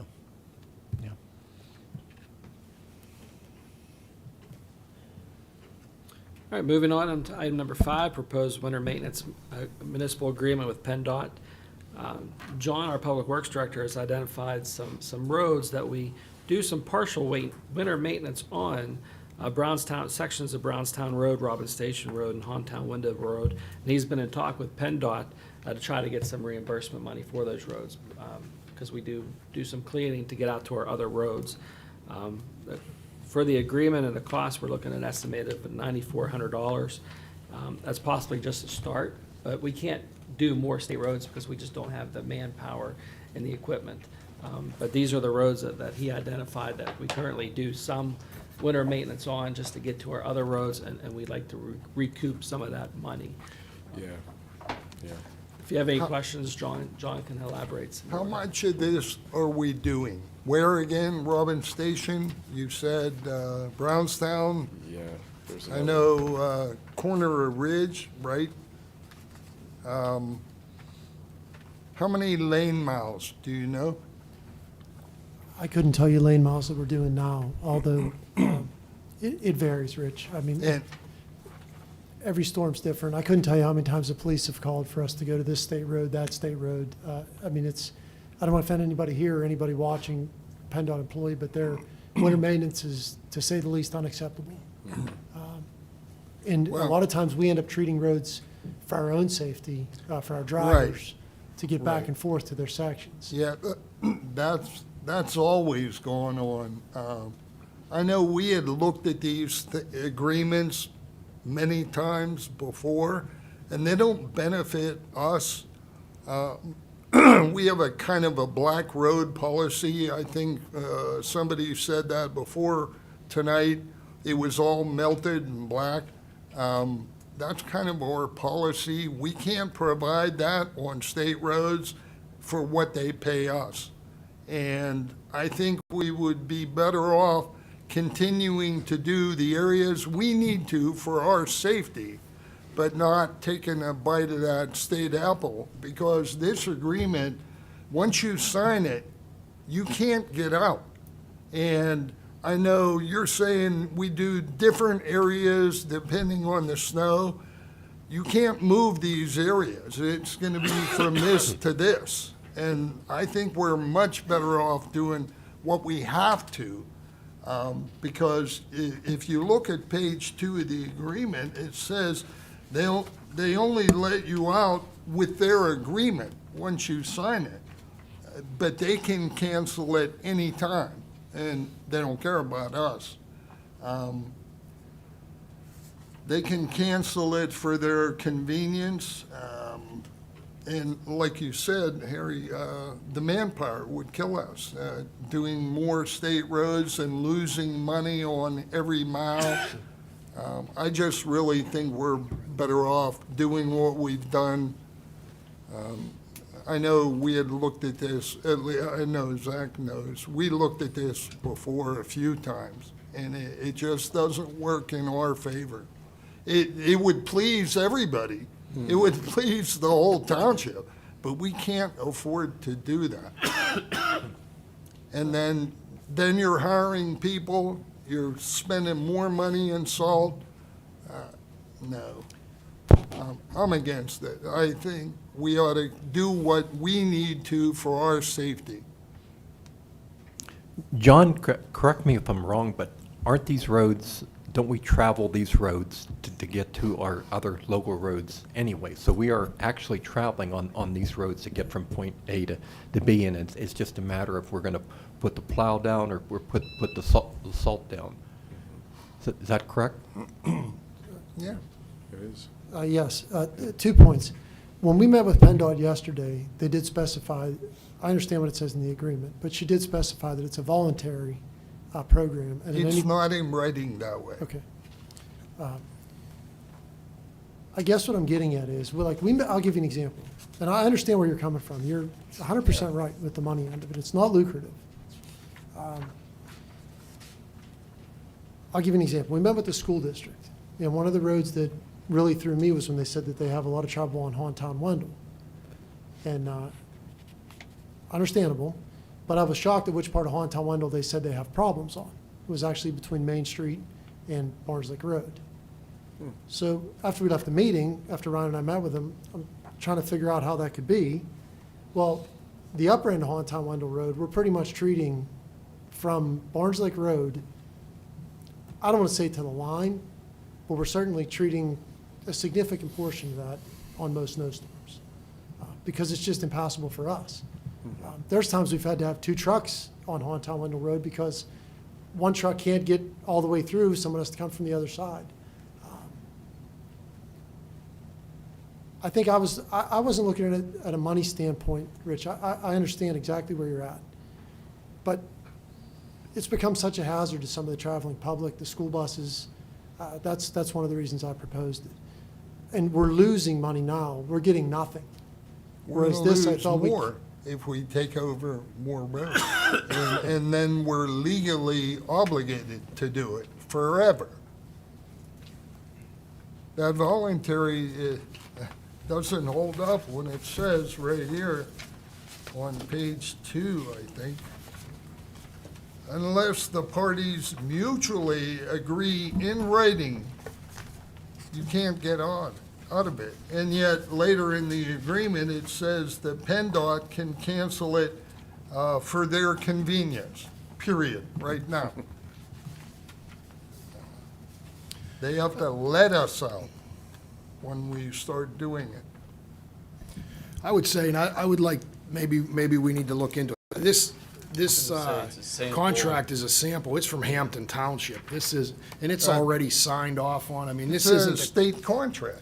this isn't what they offered. I mean, they're giving you this as a sample. I would assume we're gonna sit down and discuss, if we would move forward, we would sit down and discuss it. Absolutely, yes. Yeah. Harry printed this out just as an Yeah. example for us. But the discussions I had were totally different yesterday. Now, Yeah. we're just in a process Get it here. in I writing. mean, we'd have to see something Right. in writing, I But we're agree. just entered into a process. We met with them yesterday. Obviously, we need a blessing of the board to do. But several things entered into this. It's time for us to enter into our SALT agreement with CoStars and different things. Things just kind of happen quickly. I started down this road about 2 months ago, at least, but could not get an answer from the lady at PennDOT. She finally did get back to us.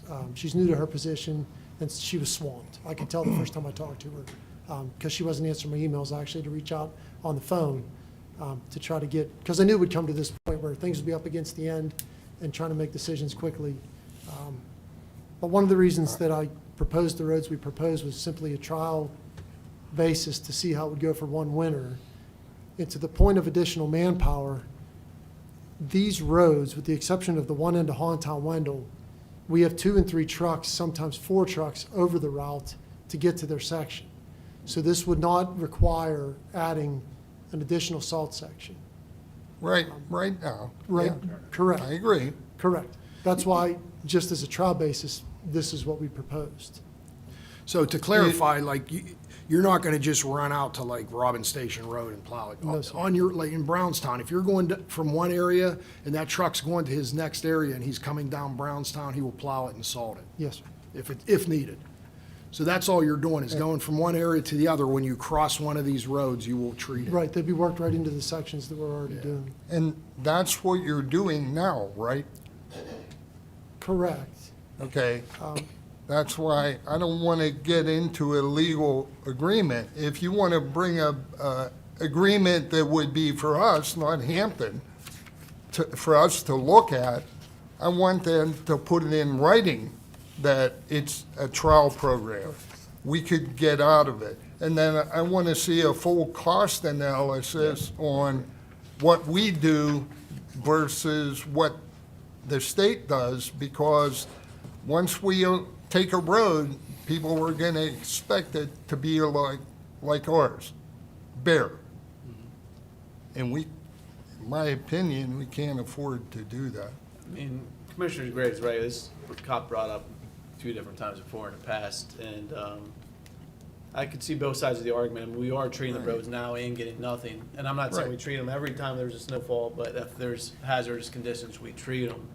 So I think getting a maybe a better sample agreement, legal writing in place for us, and I would be open to the idea of doing a trial run where, you know, we could obviously separate it after a year if we weren't interested in try to explore the idea.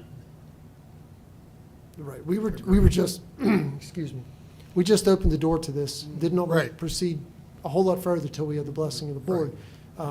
But certainly, we can ask if some different wording could be used. Ryan was with me yesterday in the meeting at Cody. They just seem happy to try to receive help.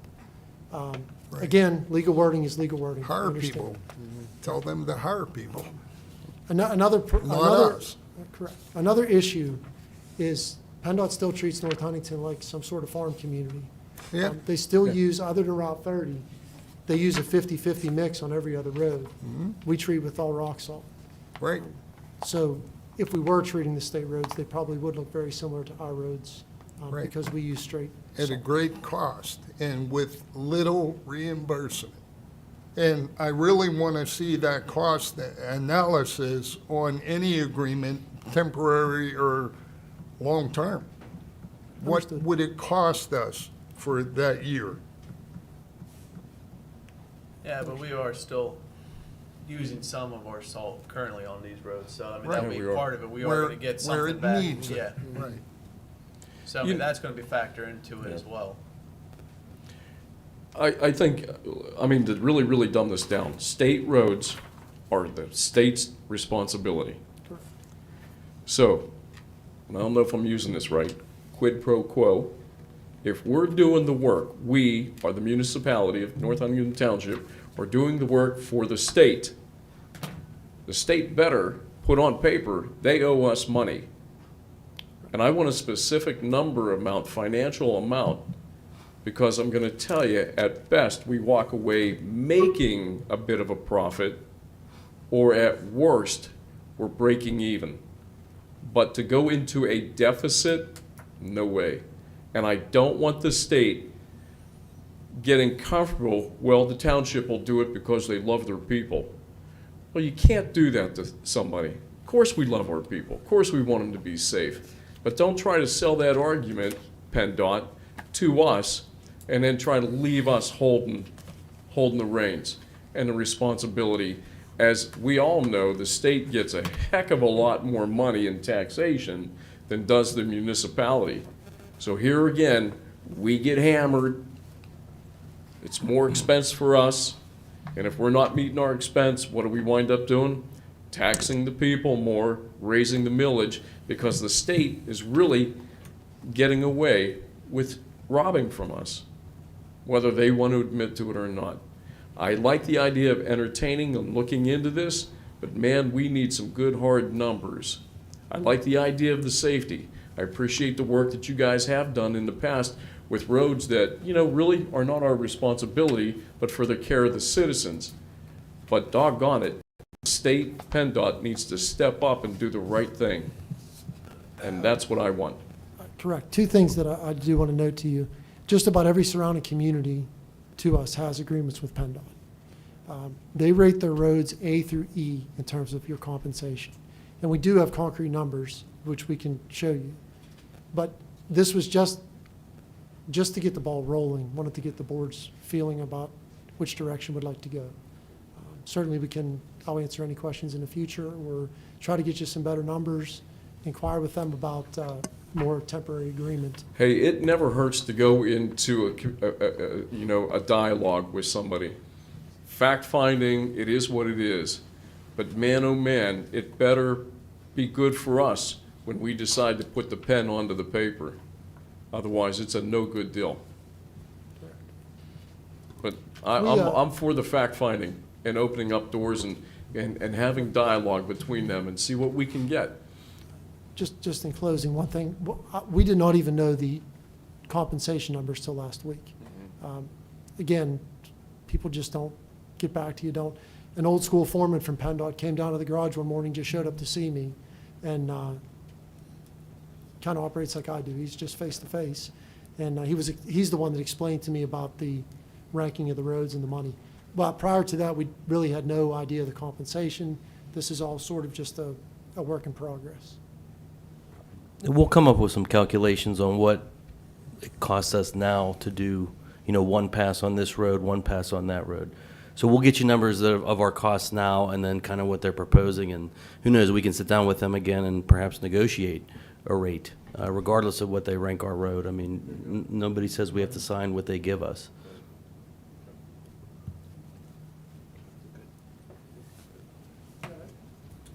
Just in closing, the last thing I want to do is squander taxpayer money. I'm just looking out for the safety of the community, and I mean, the messes we've encountered with the state roads they're rather unbelievable. I mean, last year we had a truck have to back the whole way down Turner Valley Hill, the whole way down, between about 20 or 30 cars.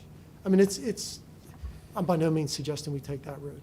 There's roads that there's just no question that we would never entertain. But this was just a thought to get started and do what we're doing now, have a dialogue and toss things around.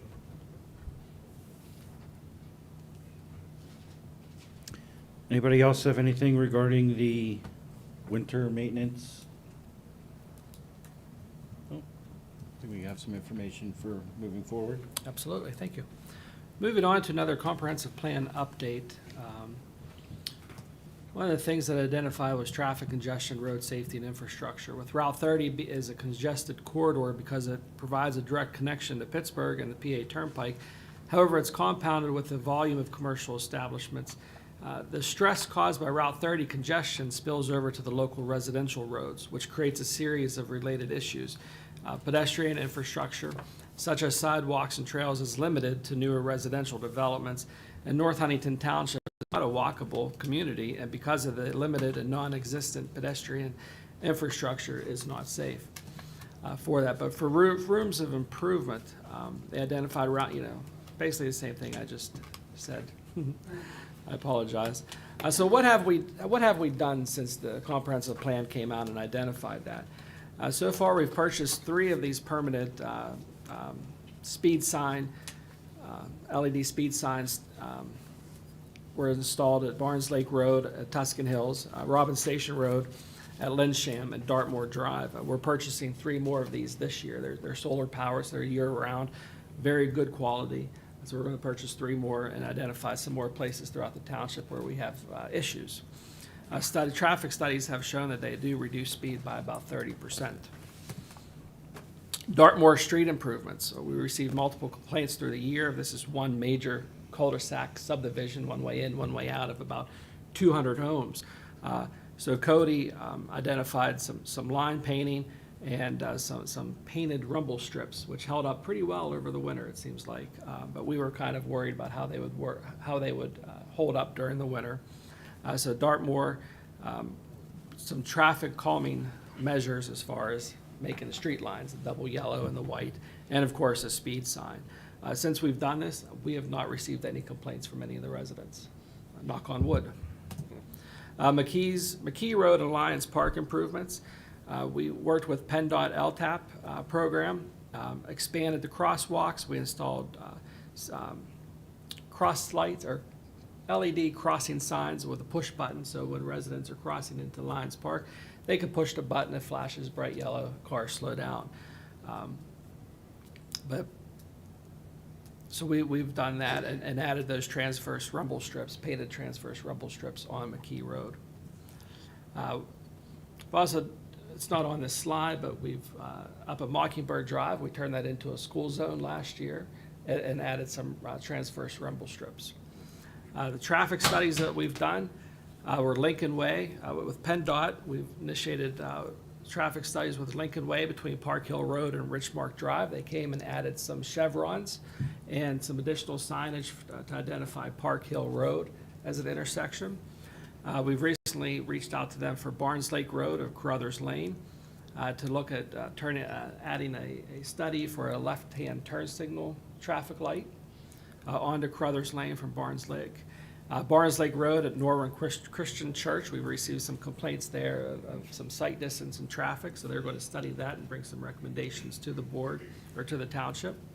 At 993 at Cleveland Price, we identified some pedestrian safety there, so we added signage there for pedestrian safety.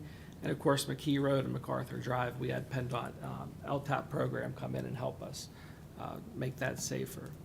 We also are currently working with Friends of Norwin Trails to design walking and biking trails to connect neighborhoods to parks and businesses. So that's one of the things that the comprehensive plan identified, and we are working with Norwin Trails. And as you see, next week there'll be a resolution for the township to apply for a grant for a feasibility study for a trail going from Hilltop at the old trolley line from Hilltop Park down into through the neighborhood down to eventually at Irwin. At no cost to the township. It's going to be a $36,000 study, but Friends of Norwin Trail is going to cover that 50%, which is roughly $16,000 to $18,000. So they'll cover that. We're just applying on their behalf. And that's it for the part of the comprehensive plan update. Does anybody have anything regarding the comprehensive plan? No, something that was brought up was the lack of pedestrian infrastructure. I'm going to assume that's mainly sidewalks and things such as the sort. I know we had a lot of, what are they, exceptions through planning and zoning about not having sidewalks in neighborhoods. That's always concerned me. I just wanted to speak up on that at this point. Just, it's kind of our fault that there are no sidewalks because the board and the planning commission has allowed developers to not build sidewalks. And it's always concerned me, and I just wanted to speak up and say that that's just something that bothers me, that is not being included in our developments of sidewalks. Does anybody have anything else for the comprehensive plan? Nope. Thank you. All right. So moving forward, item number 7 and 8 are kind of go hand in hand. The budget season for me starts in July.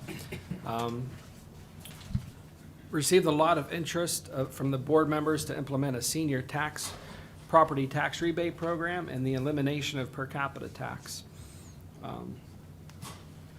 And also the future of possibly increasing the millage. So the per capita tax was adopted by the Board of Commissioners in 1969. It's a flat rate tax, local tax payable by all adult residents living within North Huntington Township. We charge $5. Norman School District charges $5. Persons in our ordinance, persons 62 years of age or older with an income less than $5,000 from all sources may apply for exemption from the per capita tax. So how much do we actually generate from the per capita tax? In 2021, we generated $82,000, 2022, $90,000, 2023, $87,000, and last year it's $75,000. We contribute that to, there was a change of the going from Berkheimer to Keystone. And in 2025, we projected at 98,000 for 2025 of this year. So the average collection is about $86,000 for the residents. And this is like a nuisance tax. I mean, it's a nuisance. So we got to find ways to offset that, make it easier for the residents. So moving on to the senior citizens property tax rebate, Unity Township currently offers that. They have one or more persons named as a real estate tax duplicate issued for the property that's 65 years of age or older. They have to reside there for 5 consecutive years. All real estate taxes and property tax has to be paid, and there's no delinquency.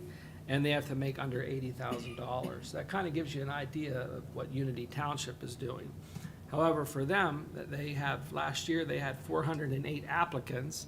An average rebate was $50, and it cost that township, it cost $20,000 for that program.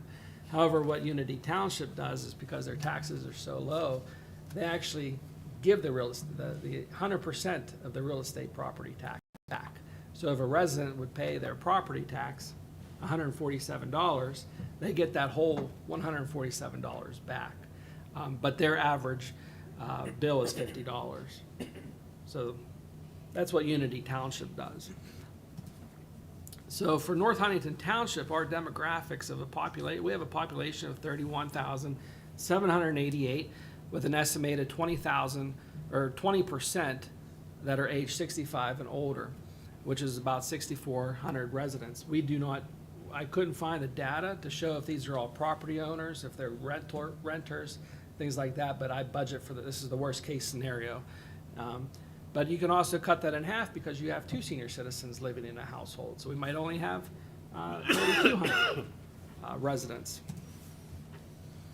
So to give you an idea of how much it would probably cost us to implement this program, we currently offer 20% property rebate for active volunteer firefighters. Last year, we had 44 out of the 126 apply for the 20% property rebate. The average rebate for the property tax rebate was $38.60 for a total of $2,122. That's how much that tax rebate cost the township to do that. So if you take a population of 6,000 divided by 2, 1 applicant per household, we come out to 3,200. And if you offer that same rebate of 20%, we would look at a cost of $123,000.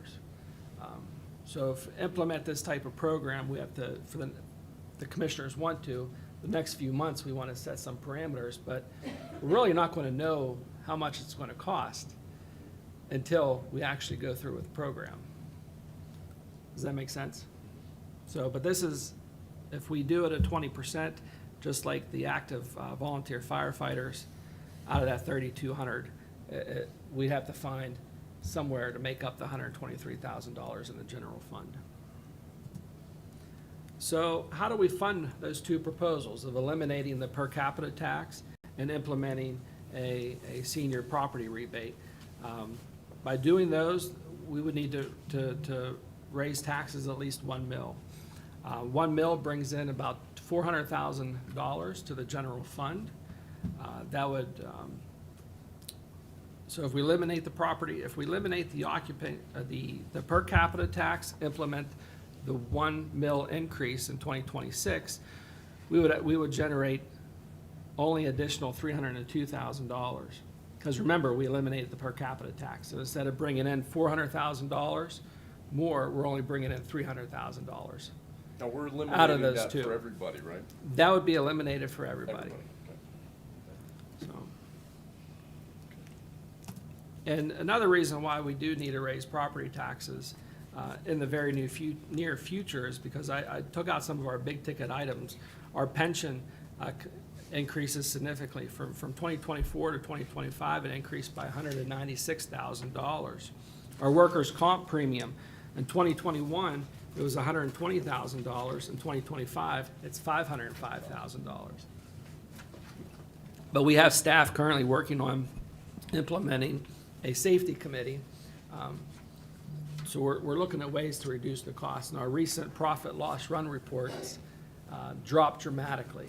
So we hope to see some of that money, some of those premiums die off in the very near future. Our medical benefits for our employees, they continue to increase. In 2020, I don't have the data for 2022, but in 2023 to 2024, it increased by 20,000, and then in 2024 to 2025, it increased by $149,000. And then our wages, as you can see, our wages, I think I've stabilized the wages. We've kind of had past couple years, people retiring and hiring new people at a lower rate of those that are retired, that's been here for 15 plus years. So we've stabilized the increase of the wages. So if we want to move forward, I believe now would be the time, because we would have to generate a series of criteria for the senior tax rebate. And then those have to be approved by ordinances down the road. My budget planning starts in July, which comes to the board in August and September. That we start discussing the budget, but this is just putting your ideas of eliminating the per capita tax and implementing a senior rebate program of what they would look like and how they affect the budget. Open for questions, discussion? Sure. Okay, so if we go to PA form, there's a form out there called PA 1000, property tax and/or rent rebate claim. If you actually go to page 2, you will see about the middle of the way a table, Table A and Table B. Table A is owners only, Table B is renters only. You have your income level, and then you have, beside the income level, a maximum standard rebate. So let's just say the worst case scenario.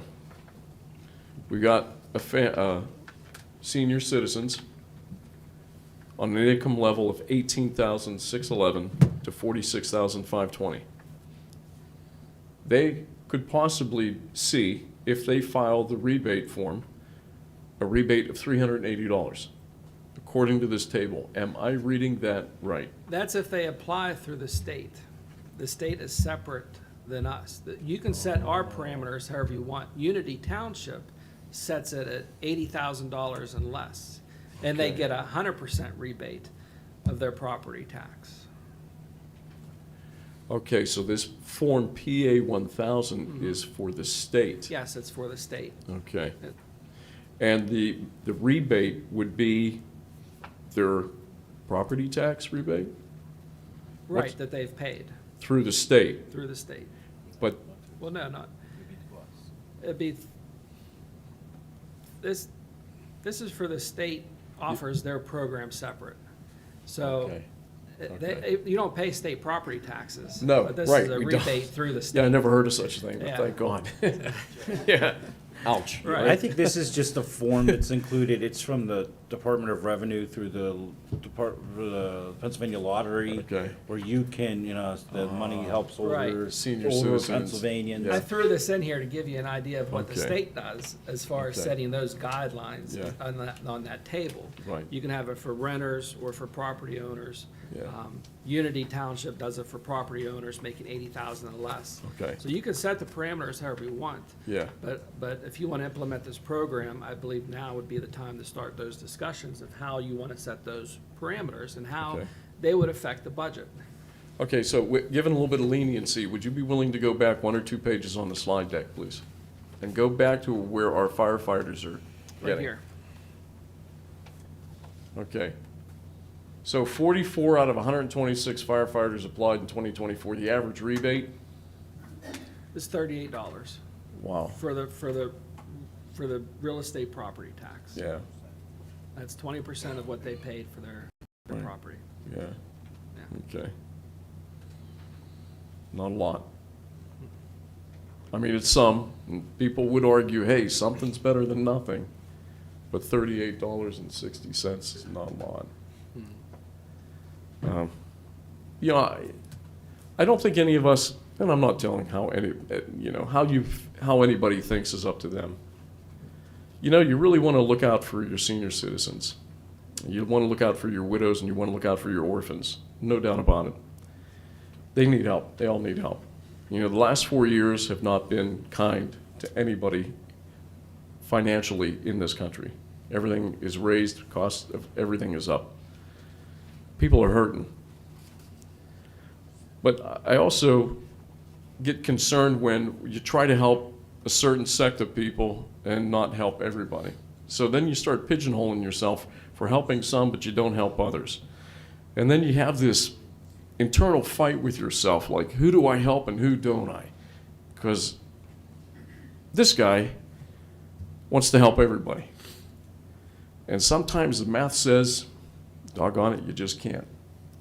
And so this guy sits here and at times feels bad that you just can't give our seniors that have worked hard in this country and a better situation. But this is something I do want to review. This is something I do want to look at. I want to help our seniors, but it's worth looking at. I guess that's all I have, I guess. And what Harry presented, they would be taking the per capita away, which does help everybody. So, Oh, yeah, it does. It does. And that per capita, just for the sake of the argument again, how much was that again, by taking that away? The average we collect is about $86,000 a year, which is $5 per resident 18 and older. Right, in your $5 household. per, yeah. I mean, it's a nuisance tax at the end of the day. Right. We've had it since the 80s. Yeah.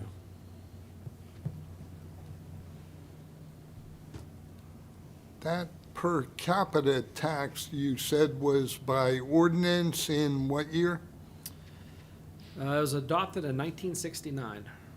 I apologize, not the 80s, Because 1969. I had inquired about that a few years ago. A few people came to me and said, you're right, it's a nuisance,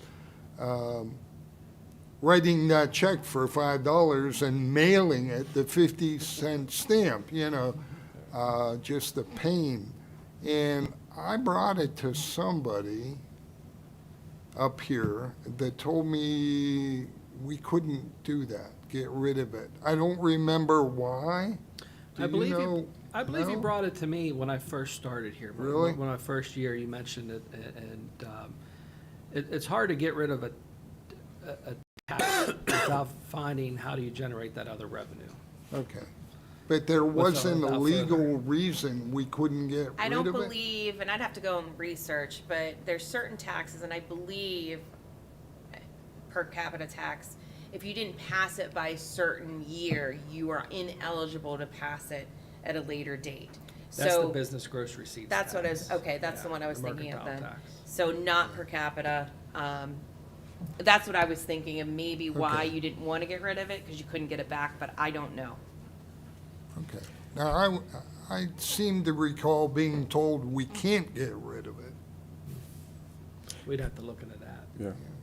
Harry, okay, so let's go back to the numbers game, and this is kind of really what it is. Raising 1 mil, how much will that cost the average person age 18 and above? Is that right? Or the property owner, excuse me? The property owner. Okay, what would that financial number be? Is it based on their income? No, it's a flat rate. Right, the assessed value of the house. Okay, Our average assessed parcel is $22,540. So, wow, for that, it would probably go up about $22.54 okay, for a parcel that's assessed at that, okay. so So $22 a year, $22 a year, yeah. okay. But again, other properties could be assessed at $40,000, Sure. $50,000, so Right, it's right. gonna go up, $40. Right, okay, Right. okay. All right, thank you.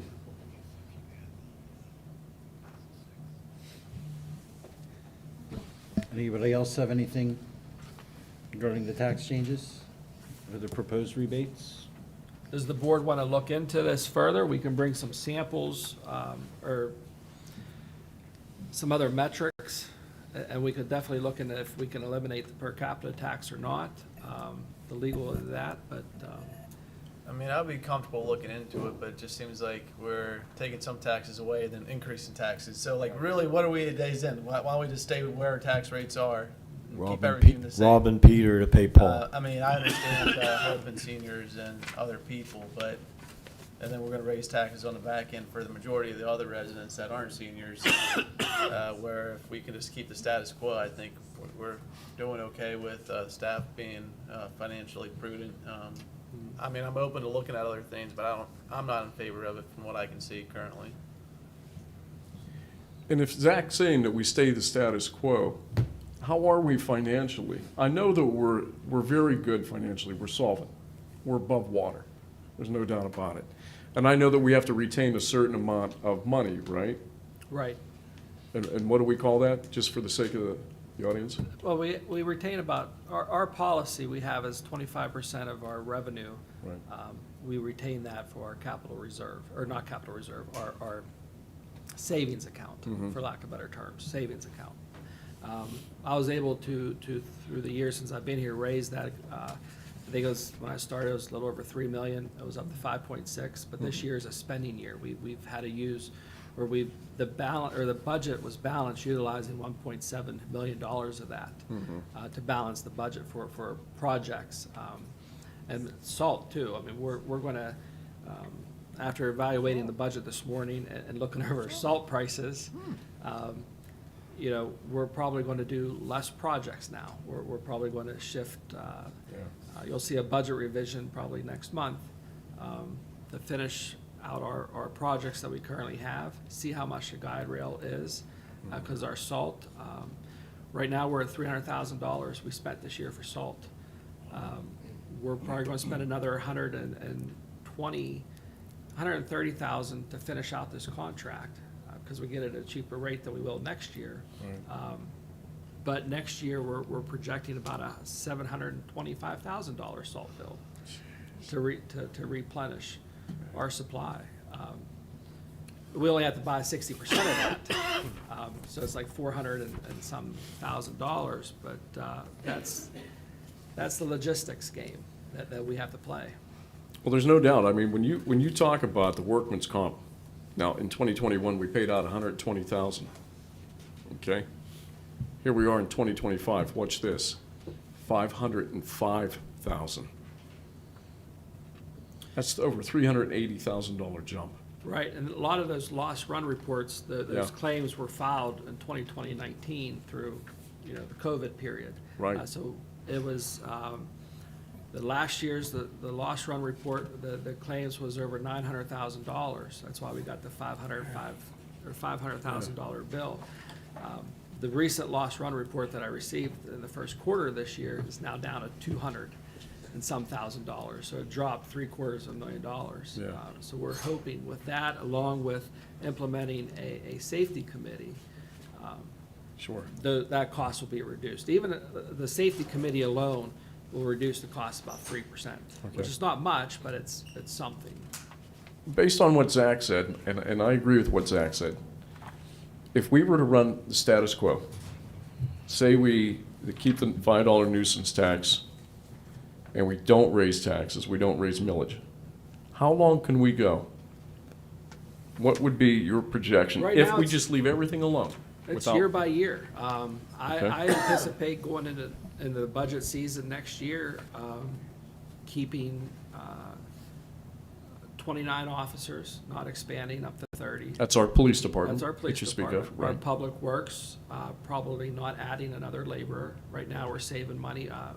We don't have we never filled the assistant superintendent job. We're letting John do a trial run to see if he needs that or another laborer position. Less projects.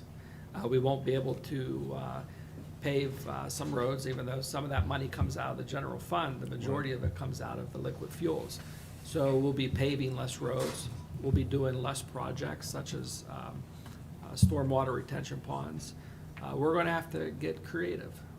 So in your professional opinion, inevitably, we are going to have to raise.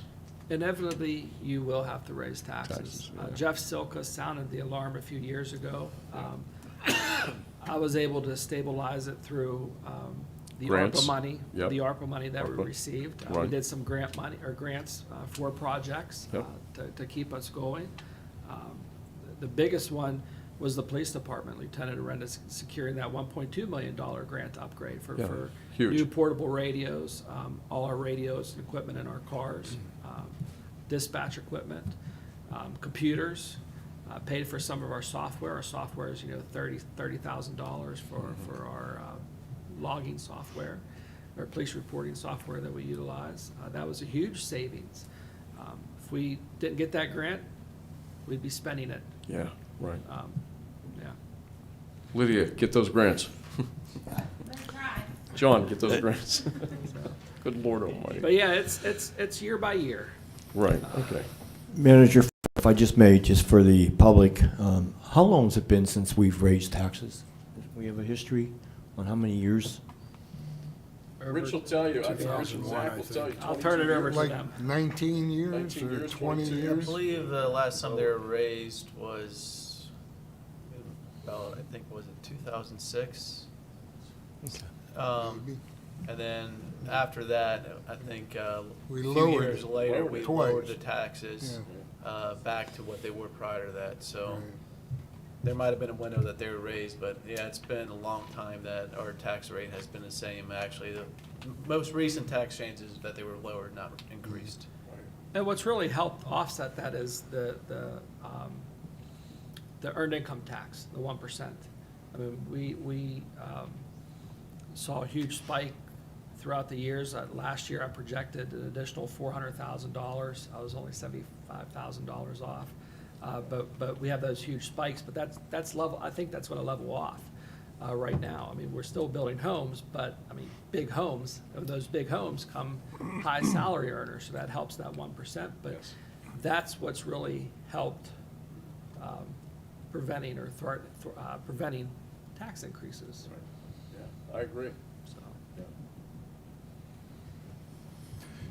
I think I would feel more comfortable just maybe waiting on this too. I think we should get through this budget cycle, see what kind of budget we can get passed by the end of the year, and maybe next year, look at doing something like this if we can get through without a tax increase or something. I'd feel more comfortable then, because I agree, why, if we waste all this time cutting this little bit out of there and then we just raise taxes at the end of the year, it's the same thing.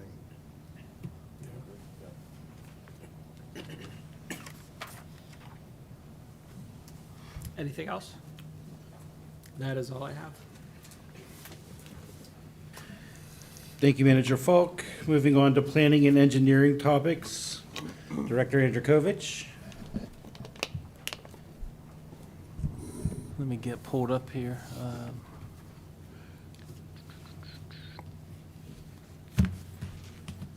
Nope.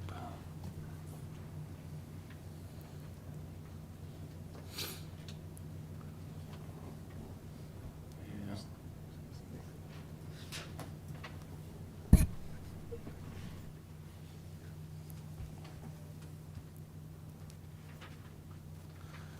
Okay, we have a couple easier items from the Planning Commission this month. First one we'll do is S04-2025, the Ron Jackson consolidation off of Highland Avenue. This is a proposed lot consolidation involving two lots from a previously recorded Ron Jackson subdivision add-on off of Highland Avenue. Nikki Jackson intend to combine Lot 1 and Lot 6 of the Ron Jackson subdivision add-on plan that was recorded in 2024. Along with consolidating the two lots, they will be adding half of vacated street between Lot 1 and Lot 35, which is located in Irwin Borough. This will create a new Lot 1A, which will be 1.31 acres as seen on the plan. Lot 6 will remain non-buildable area as labeled on the plans also. Sorry for the poor resolution. On the March 3rd meeting, the Planning Commission recommended this plan for approval by a vote of 6-0 with no conditions. Any questions with this consolidation. Moving on to the next one, we have S05 2025, the Marino consolidation. This is the proposed lot consolidation located off Coulterville Road. John and Jane Marino of 3030 Coulterville Road own 2 adjacent lots. The primary lot with their house is 1.27 acres, which is shaded in blue. And the adjacent lot is 0.074 acres, which is shaded in yellow. This would result in a combined lot of 2.01 acres, which is labeled as Lot 1 on the plan. At March 3rd meeting, the Planning Commission recommended this plan for approval by a vote of 6-0 with no conditions. Any questions on this one? Moving on, S06 of 2025, the Huss subdivision. This is a proposed subdivision located off the intersection of Morris Avenue and Barnes Avenue. Mark and Kelly Huss of 1809 Morris Avenue own 11.3284 acres. They'd like to subdivide 0.927 acres for the purpose of building a single-family home for their daughter, which is shaded in yellow. The remaining lot size would be 10.4014 acres. The proposed single-family home would claim frontage on Barnes Avenue. Both lots would still meet the minimum dimensional requirements in an R4 zoning district. At the March 3rd meeting, the Planning Commission recommended this plan for approval by a vote of 6-0 with the condition of sewage planning approval from the PADEP. Any questions with this one? And this is not the last. Next one's S07 of 2025, the Weedle-Amore boundary line revision.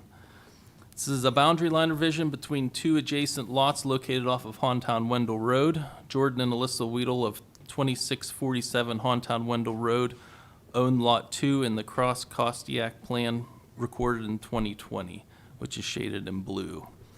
They would like to append .331 acres from the neighboring property, now owned by Robert Amore Jr. of 2641 Hauntown-Wendell Road, which is shaded in yellow. This would leave the Amore property with 5.601 acres, and the Weedle property with 3.782 acres after the boundary line revision.